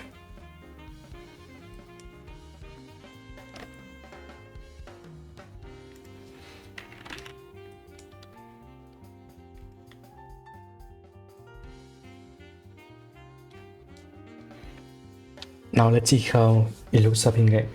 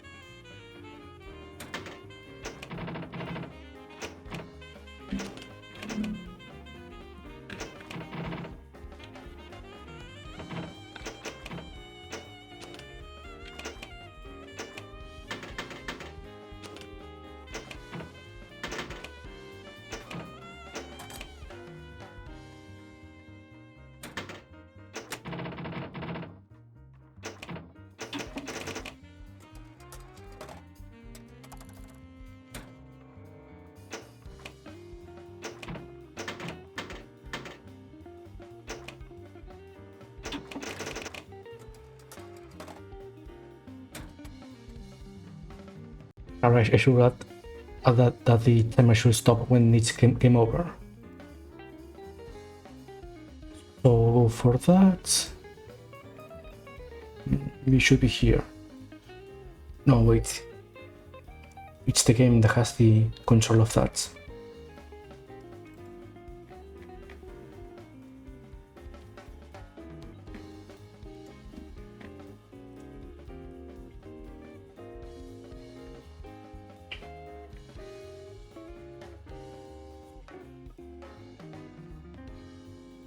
Game scene here.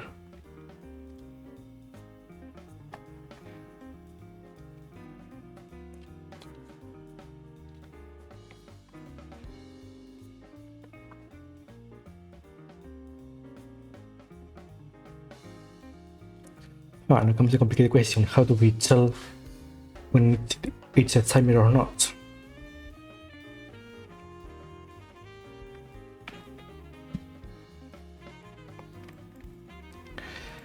Maybe here, but we actually need to give it some class so that the game scene can know that it's its own custom.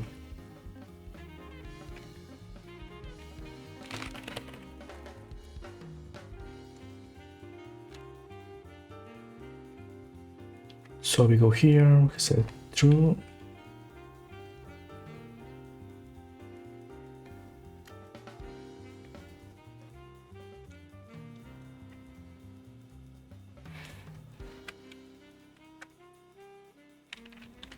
And what is the object type?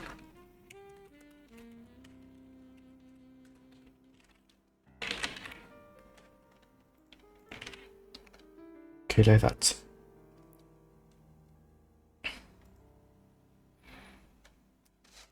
Let's go back to this line a timer just to test.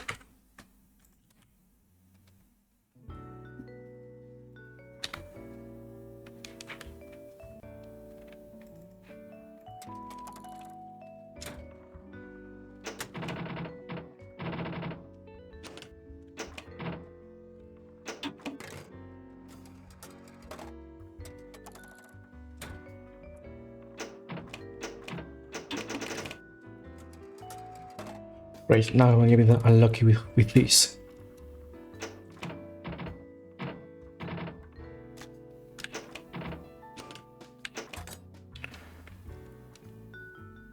Okay, we'll wait a couple of seconds.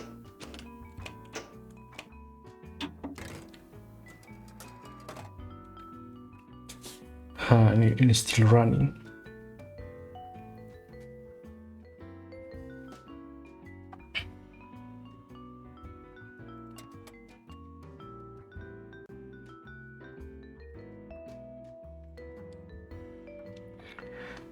Maybe I should do this earlier. Yeah, maybe I should pause the timer as long as the ball is in the field.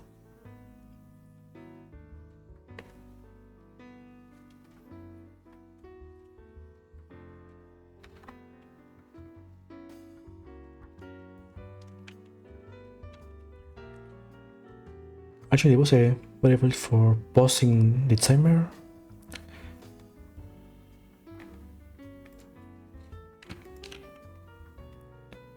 Here.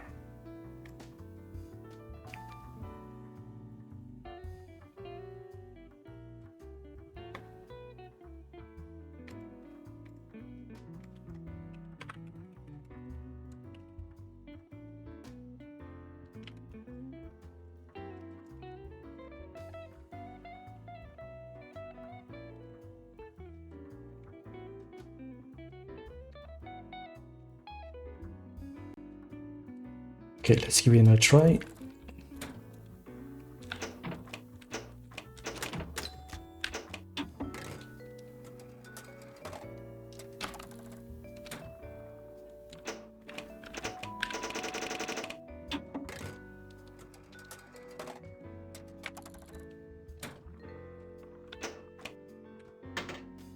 Wait this moment because I ran out of lives. One more try.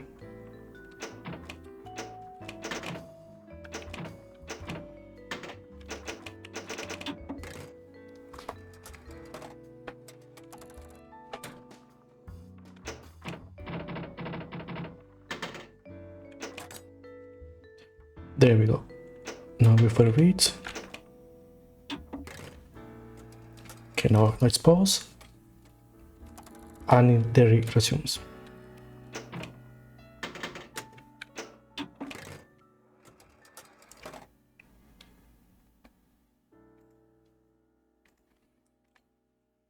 Okay, I think that timer is working.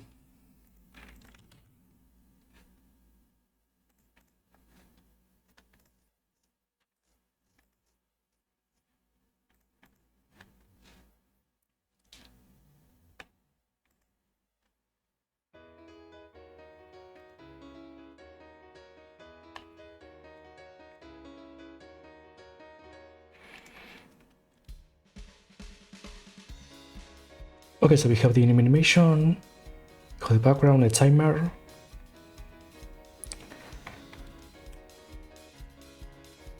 Perhaps now we can think of adding the player. So let's go with that. This will actually be an animated sprite.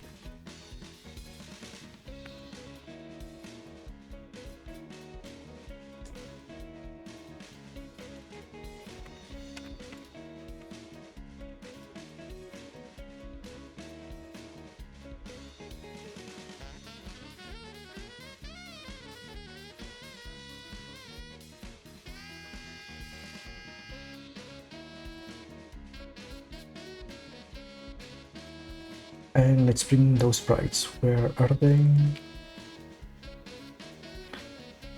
I need to open this. So give me just a second.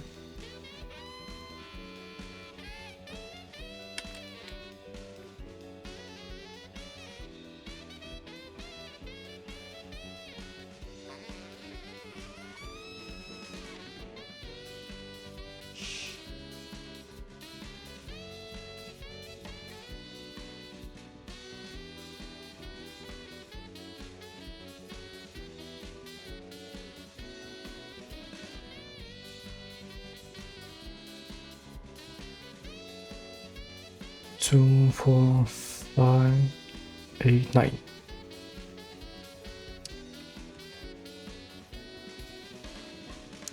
Three, 4, 5, 6.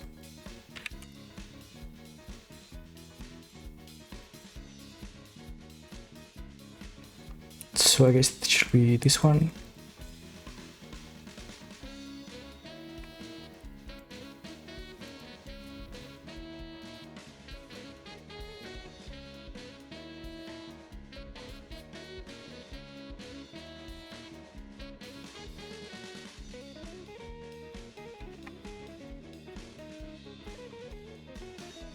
Maybe just a tiny bit smaller.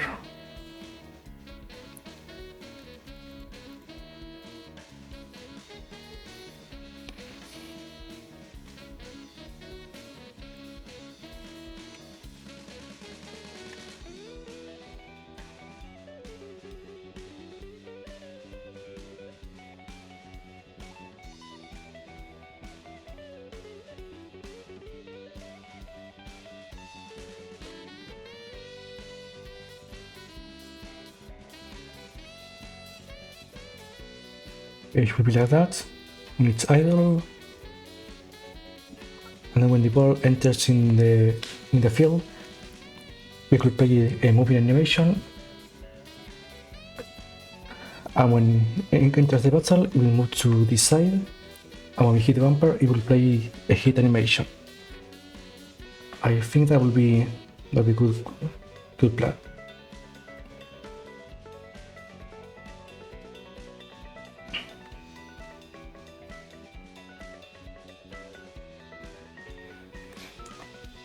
Maybe for now, let's leave it as idle.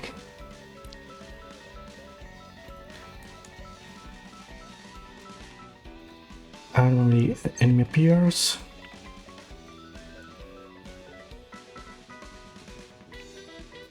let's save the position.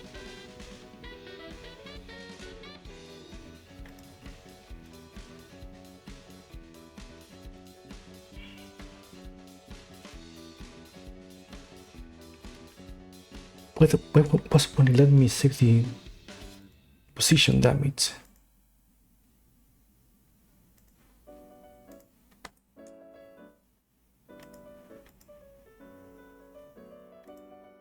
There we go.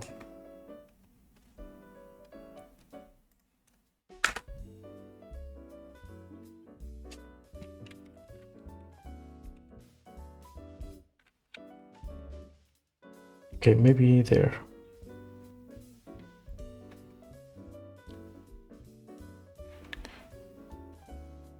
And the enemy maybe should be here.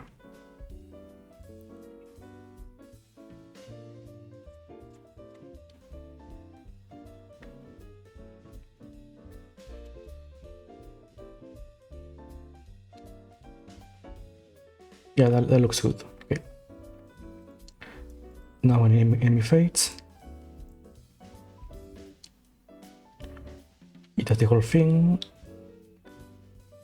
And then maybe here we can move the player back.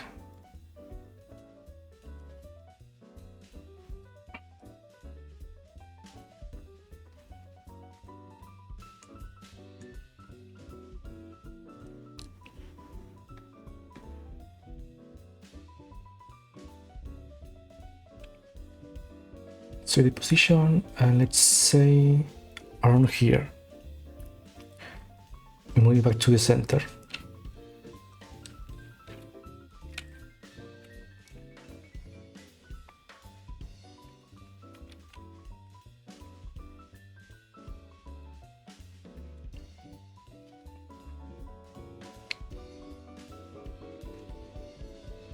Okay, let's see first if all of this works.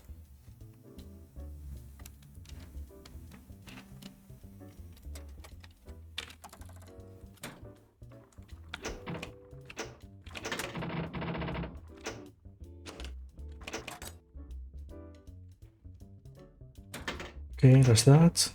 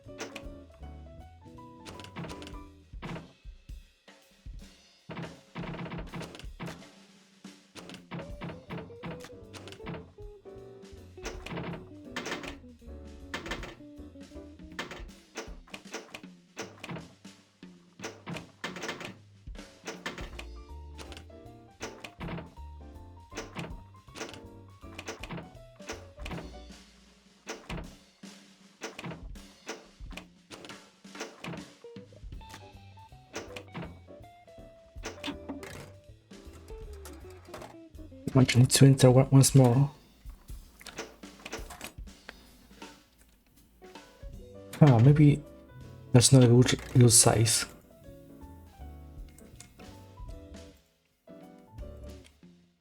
I will need to keep that in mind.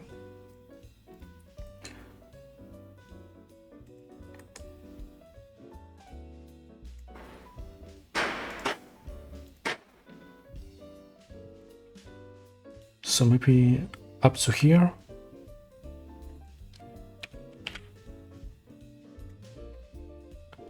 No.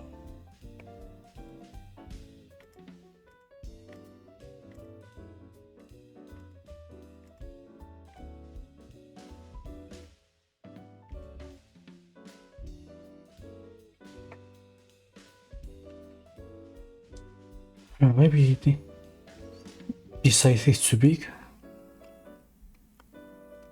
I need to set up its own scale for every sprite.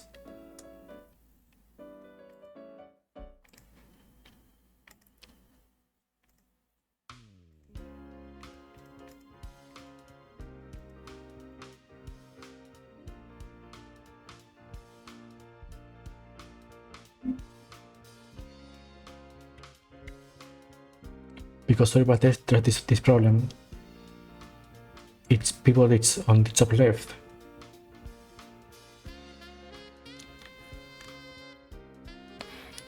And I'm not sure if I can change that.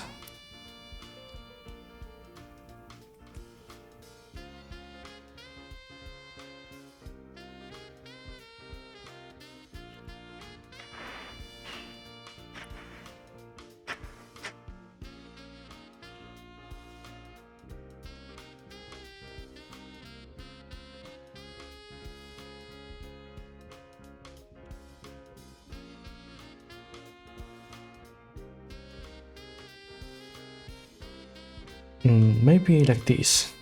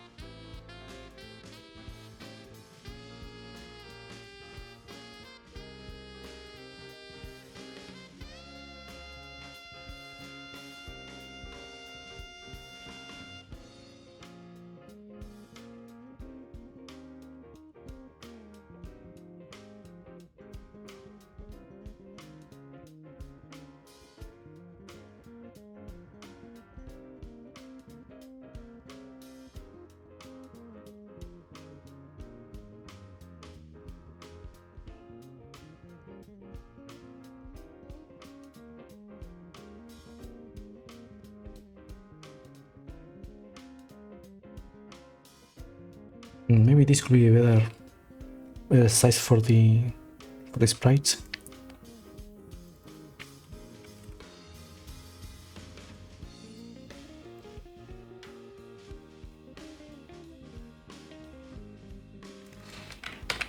Okay, I think this can work. I just need to update the animation to these values. 128.64.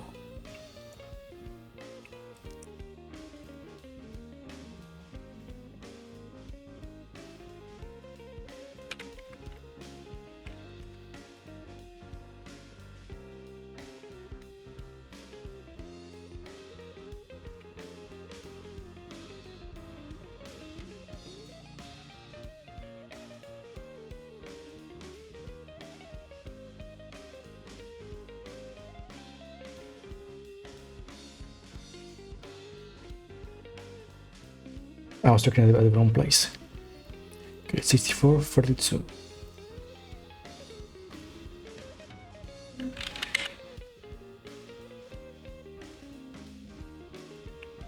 Okay, that should be much better.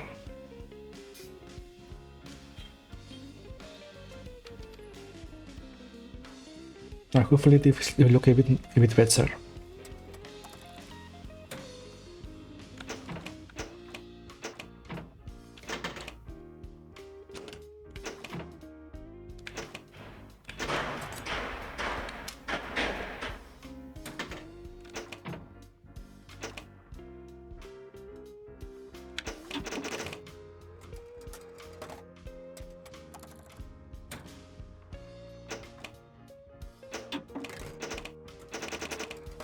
That is, if I'm actually good at the game. Which apparently I'm not. And the enemy... Okay, the enemy goes away, but the player is still there. That's an issue.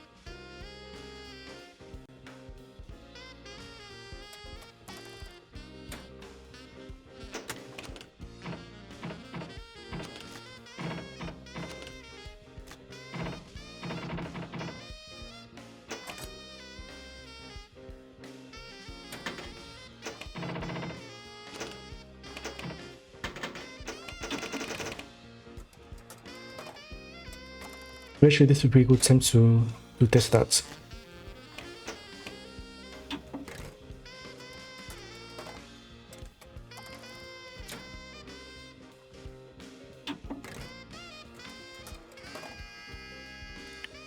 Okay, reset, now play. Okay.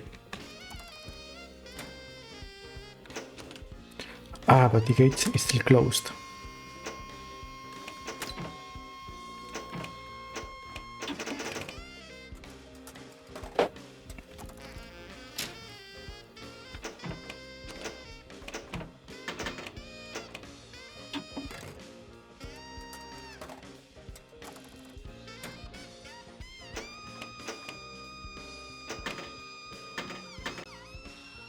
I guess I have to reset that.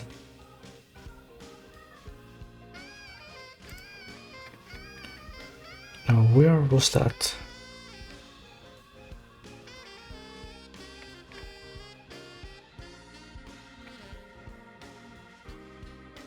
Here.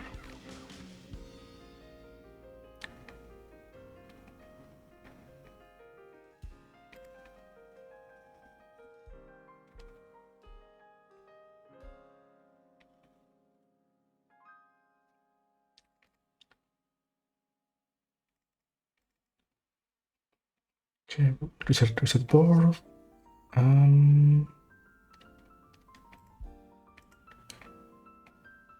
Can to add a new reset function.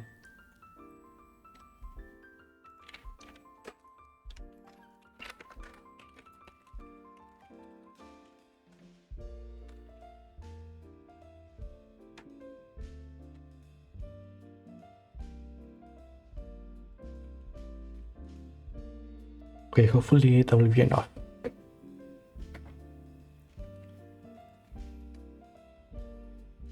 Now, what else? As I can add the animations.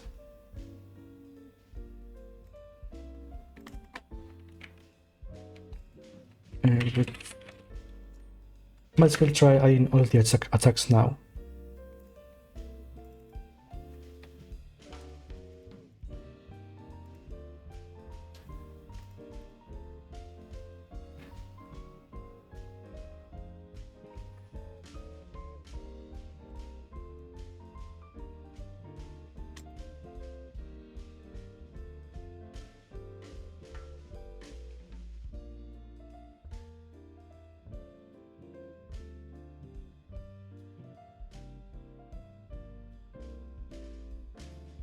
And the third one.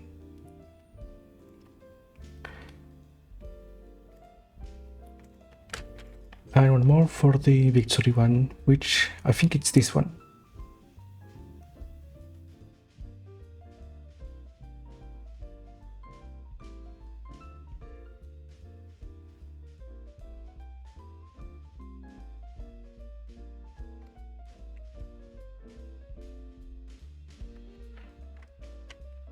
It's only like 2 and 3 and victory.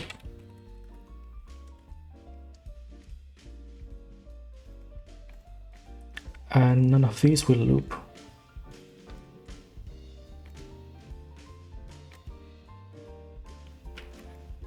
We should be a bit faster.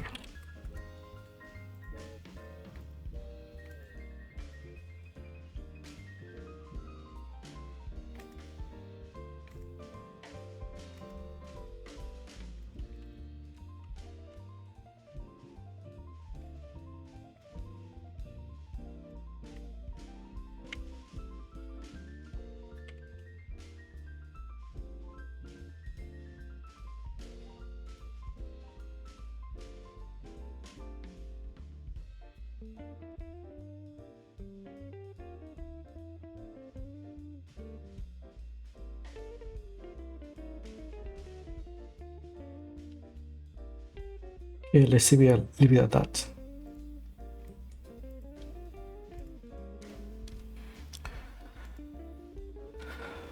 So now what?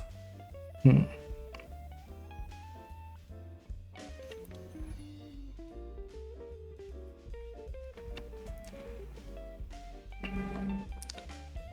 maybe a function that will manage all of the animations for the player. So we say play player animation, which will be a string.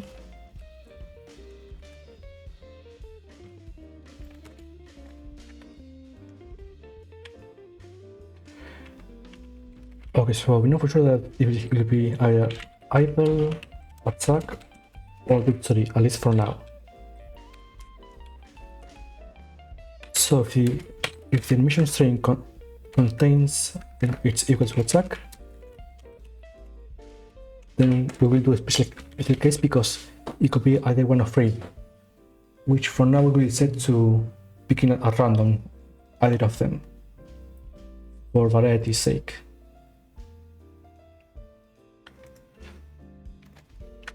So else and play sprite, do the animation,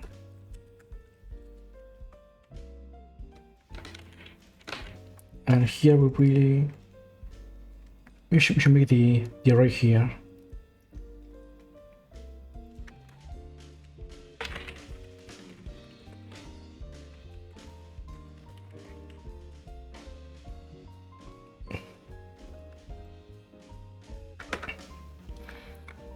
Actually, I think I have a better idea.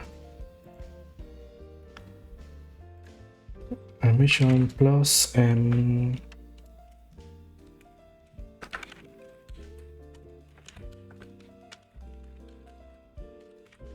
pick random.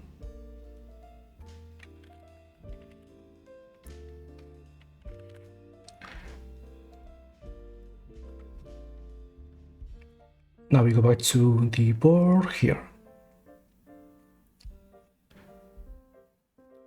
And let me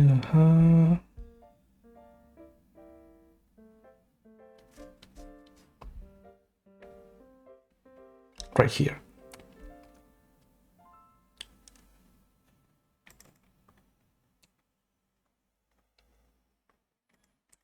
Here we play animation for the player.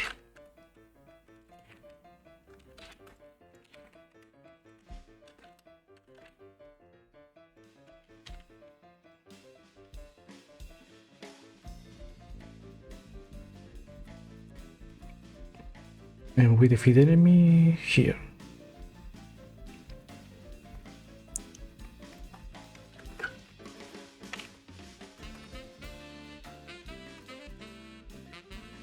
A victory animation, and then we go back to the idol.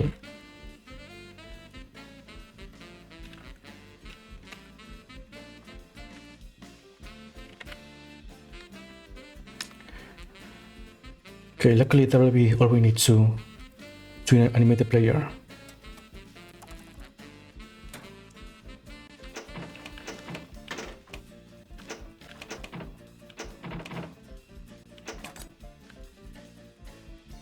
Now we hit the bumpers.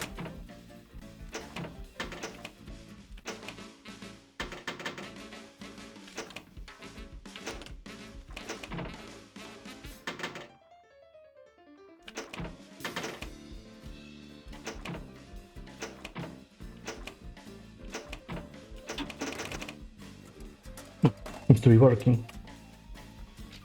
Now I just need to defeat it.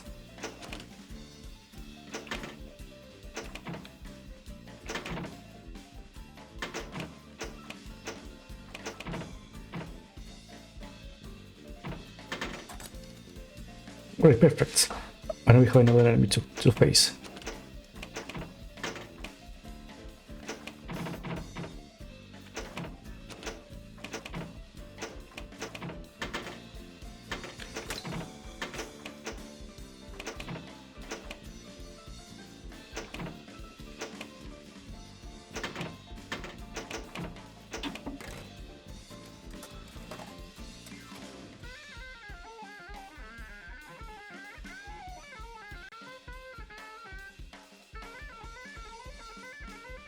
Right, I just remember something else I wanted to change from that.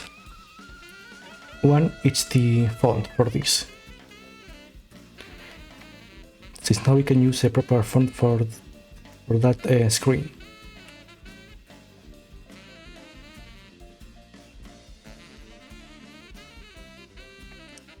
Okay, so we have that. And we need to reposition it.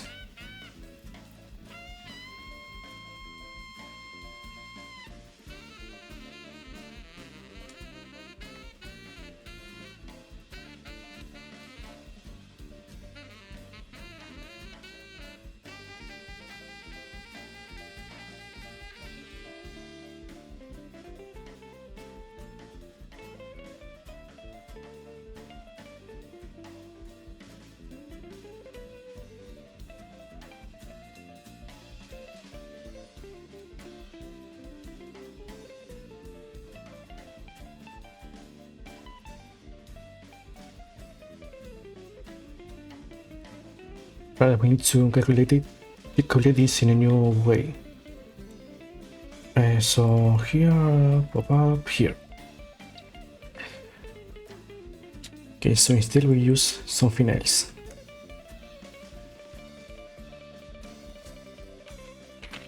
So limit extern dot position.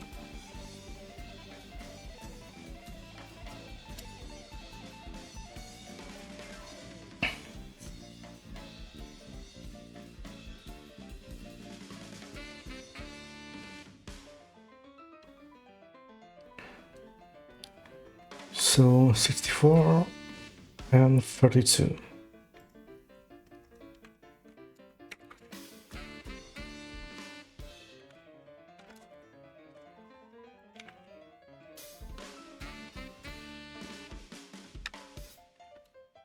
Okay, let's see if that works.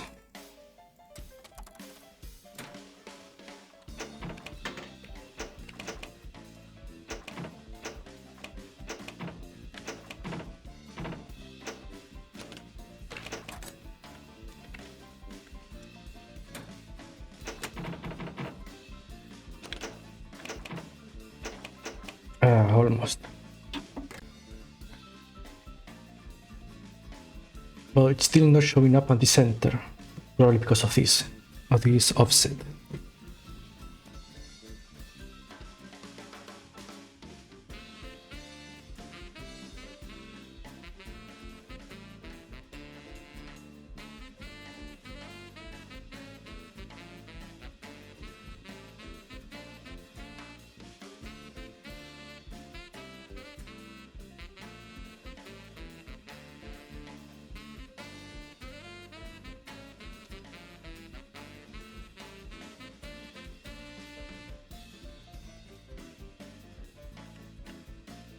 No, actually, wait, never mind. This people will not work.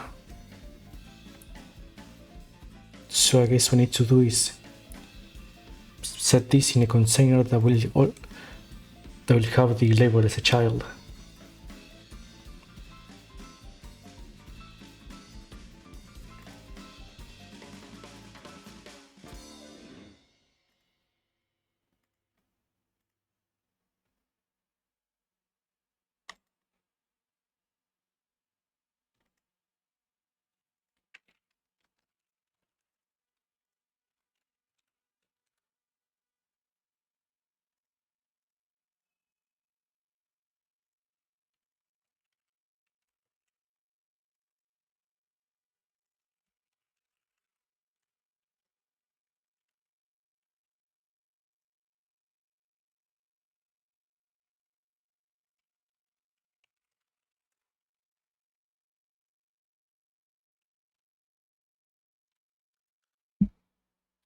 Music is already over.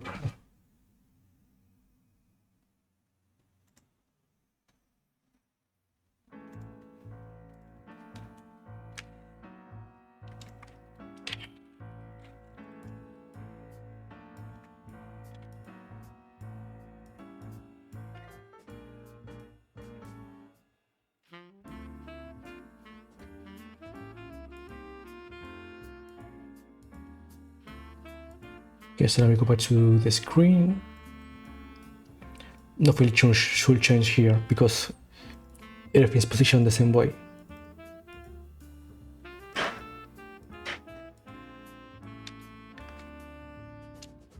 Okay, let's give this one a try. And now all of the levels should show up at the center of the sprite.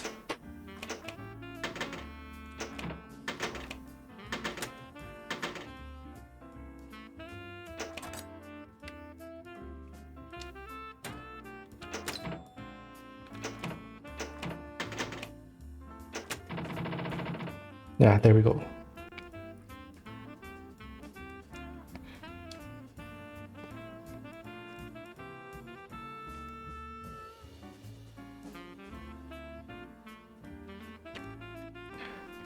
Okay, now we can add again the offset. So we'll say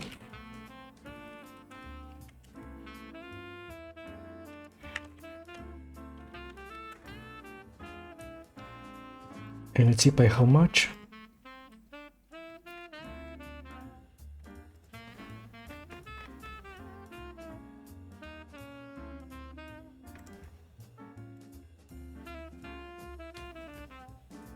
Yeah, 32 and 16, yeah.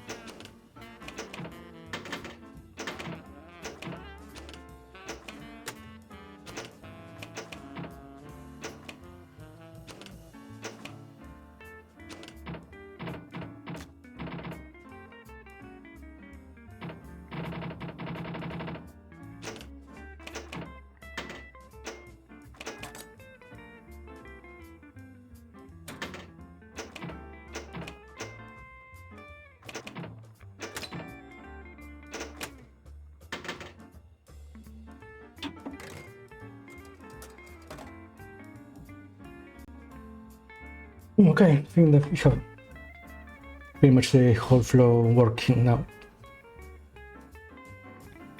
I do have to fix some issues there when the ball falls, but otherwise, the last thing I think we need is it's an area at the top of the board that detects when the ball it's in play.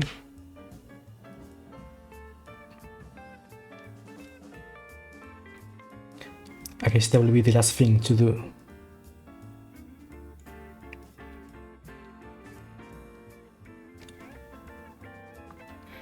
Maybe a rectangle here.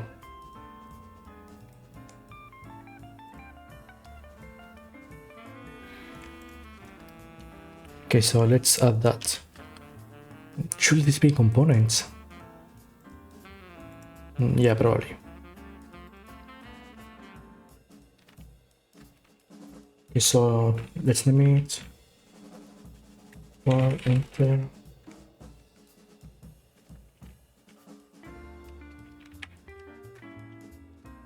Now, what would be a good name for these components? We can know for sure that when we see just the name, we'll know what it will do.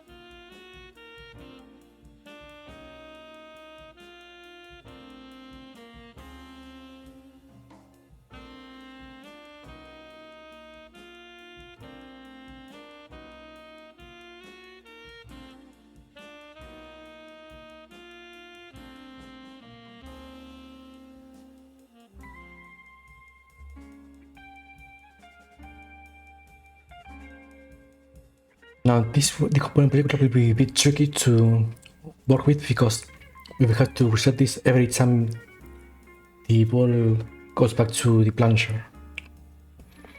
So I'm sure we can work it out later. But for now, let's add it here.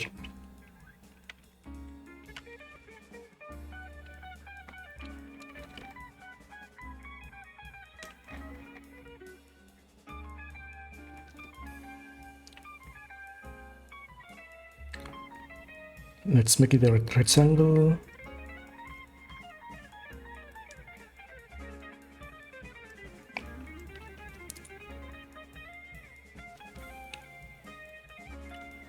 Yeah, maybe this will be good enough. So once the ball touches this area, it will fire a signal and it disable itself. Then it will depend on the board on what to do. And in our case, I think this is where we can set it to play again the timer.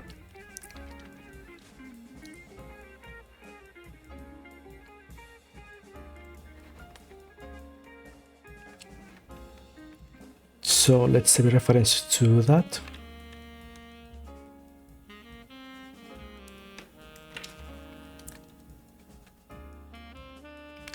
And we are here.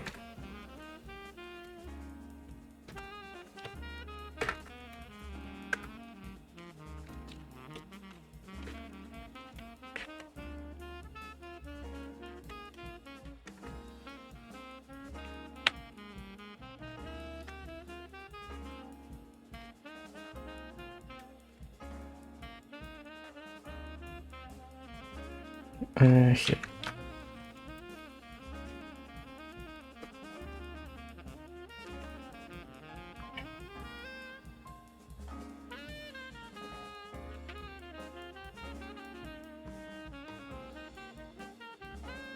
Should it be here?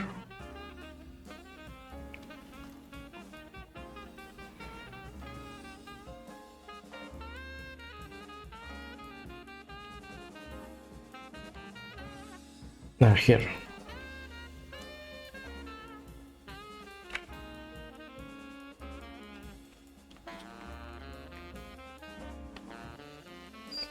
Ah, no, wait, I saved this outside the game, probably, yeah.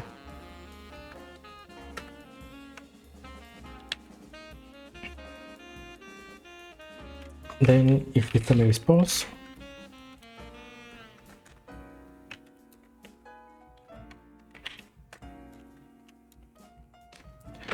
okay, this way, the timer will tick back as soon as we enter, instead of when the ball resets to the default position. Now the thing is that thanks to this component, now we can add another feature that I was hoping to add soon to this board, which is music. So for that, I think we can add it to the default board.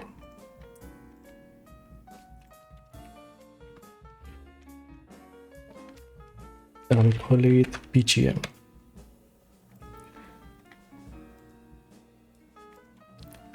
Right, because it doesn't inherit it directly.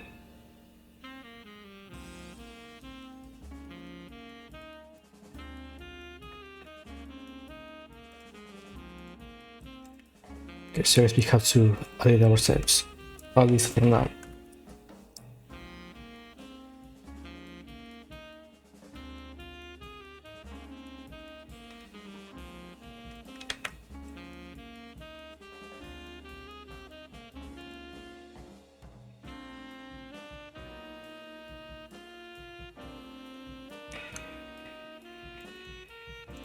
Assets, audio, maybe we should add the audio here.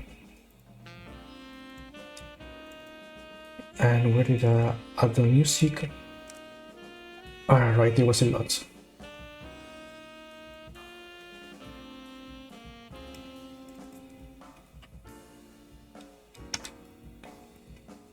Okay, for now let's just use these two.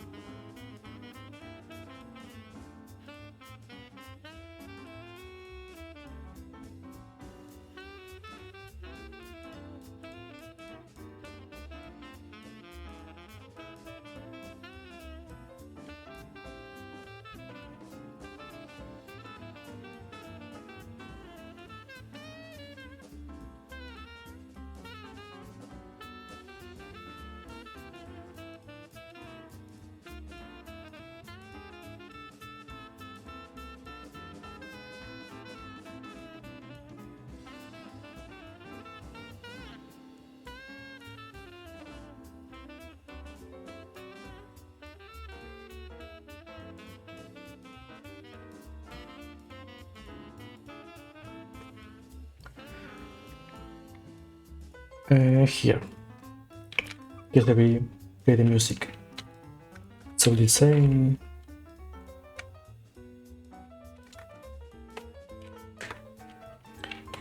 say field, and when we enter the battle here.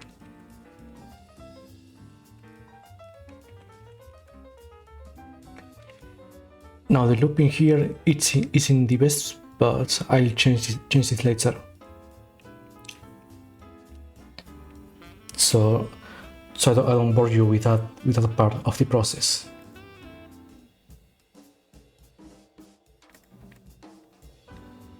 Okay, so here, I may be defeated.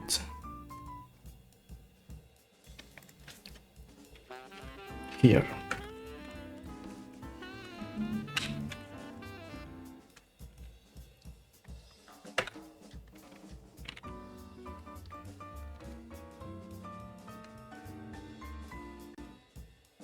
Right, one more thing.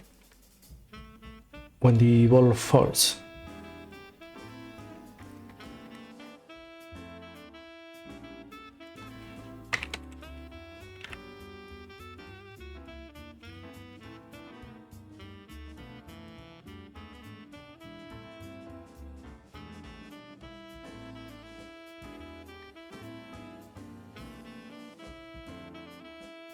here at bottom we will post the BGM.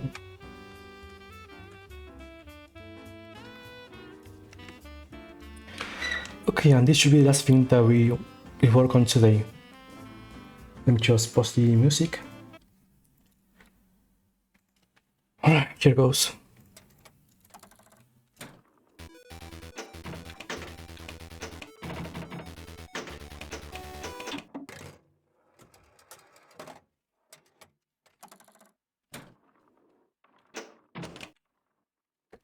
And it paused. Right, because I didn't reset the component. Right. And where should that be? Maybe on the game. You're right here. So we will spread a new variable and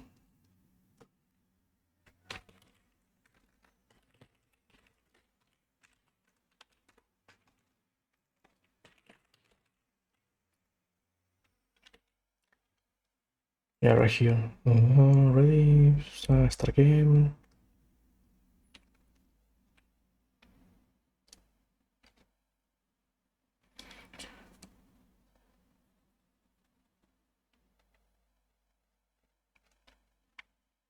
Set ball. Yeah, here.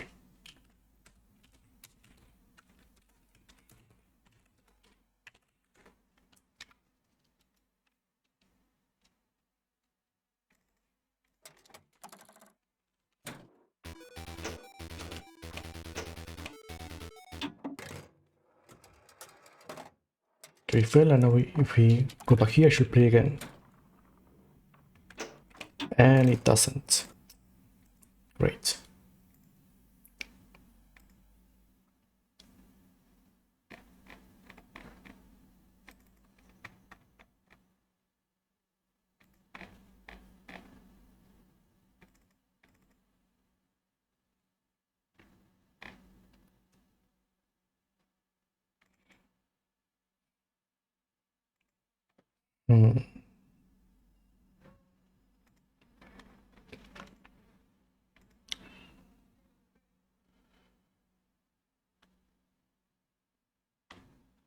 Maybe I should set it as paused.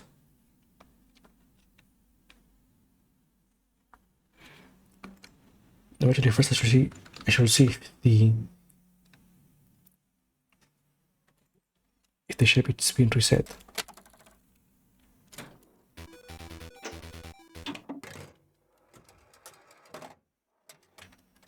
It isn't.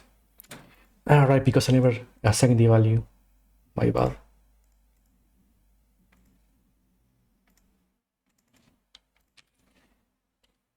I kind of forgot that.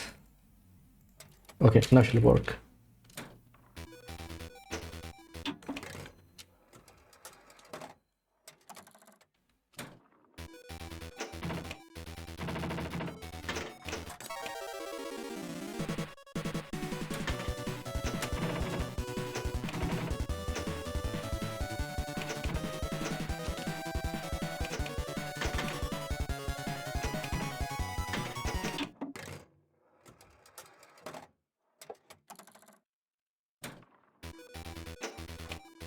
But we need to know what kind of music do we have to play.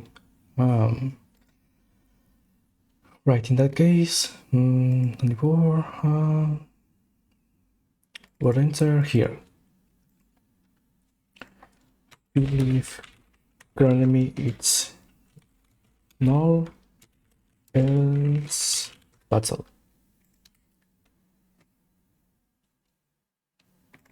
Okay, now it should work.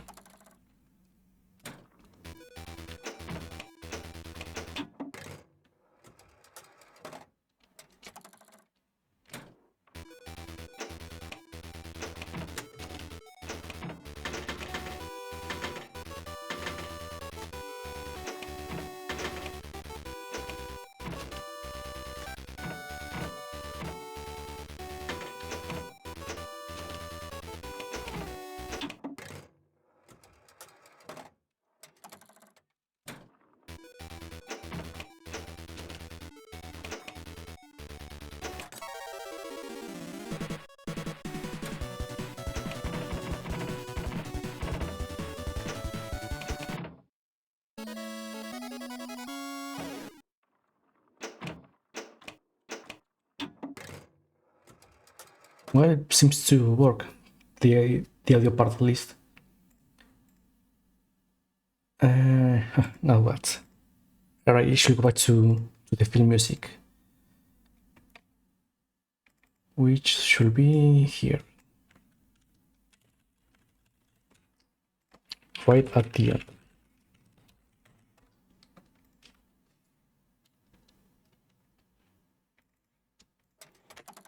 Okay, once more.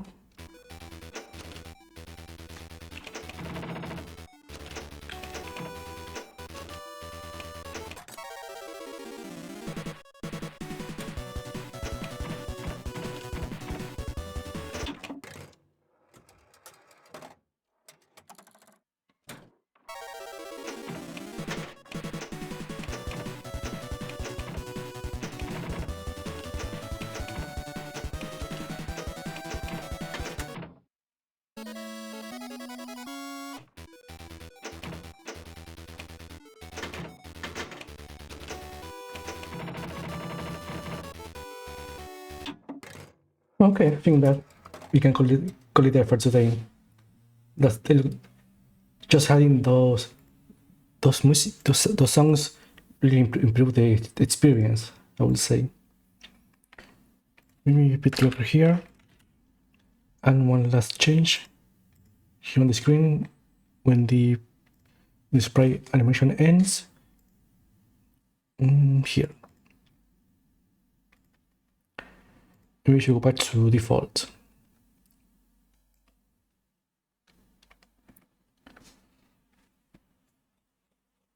But we don't know for sure which animation.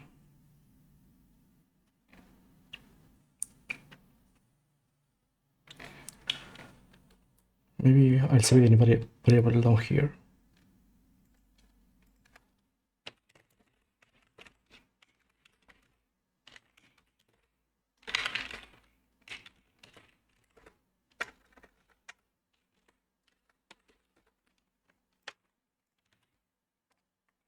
Animation here.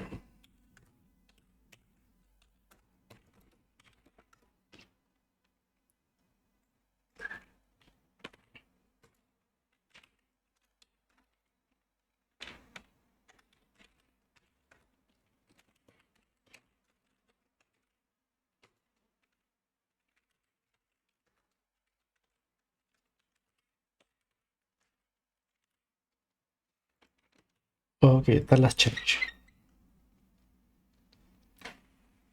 So yeah, next time we'll continue working on the features of the other components and adding some extra sound effects for the battle. Because aside from that, visually we have improved a lot of the experience for the player.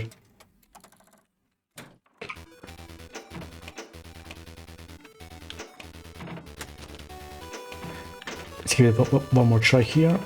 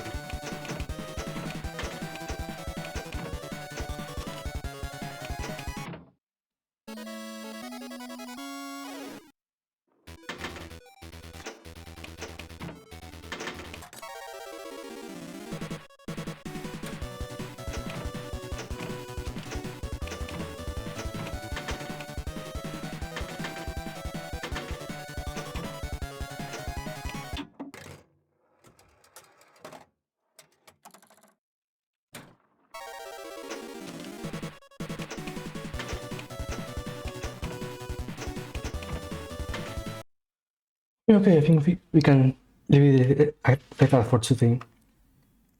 Probably on Sunday we'll continue working on this. Like I said, adding more features to the components, more sounds, to make it at least feel like it's more fun to play. So with that, let me see if there's maybe somebody to raid.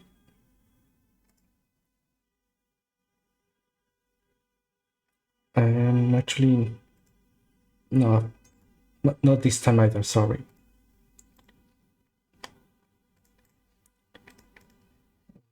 Wait, actually, maybe if... sorry, just a second.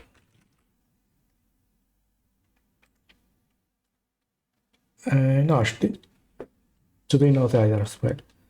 So go whatever you want today. So thank you everyone who stopped by to watch, comment, lurk. I will upload a new video with how this all plays and sounds, because I just remembered to add another small change to the sprite that I will do after stream. But yeah, see you later on the week next time.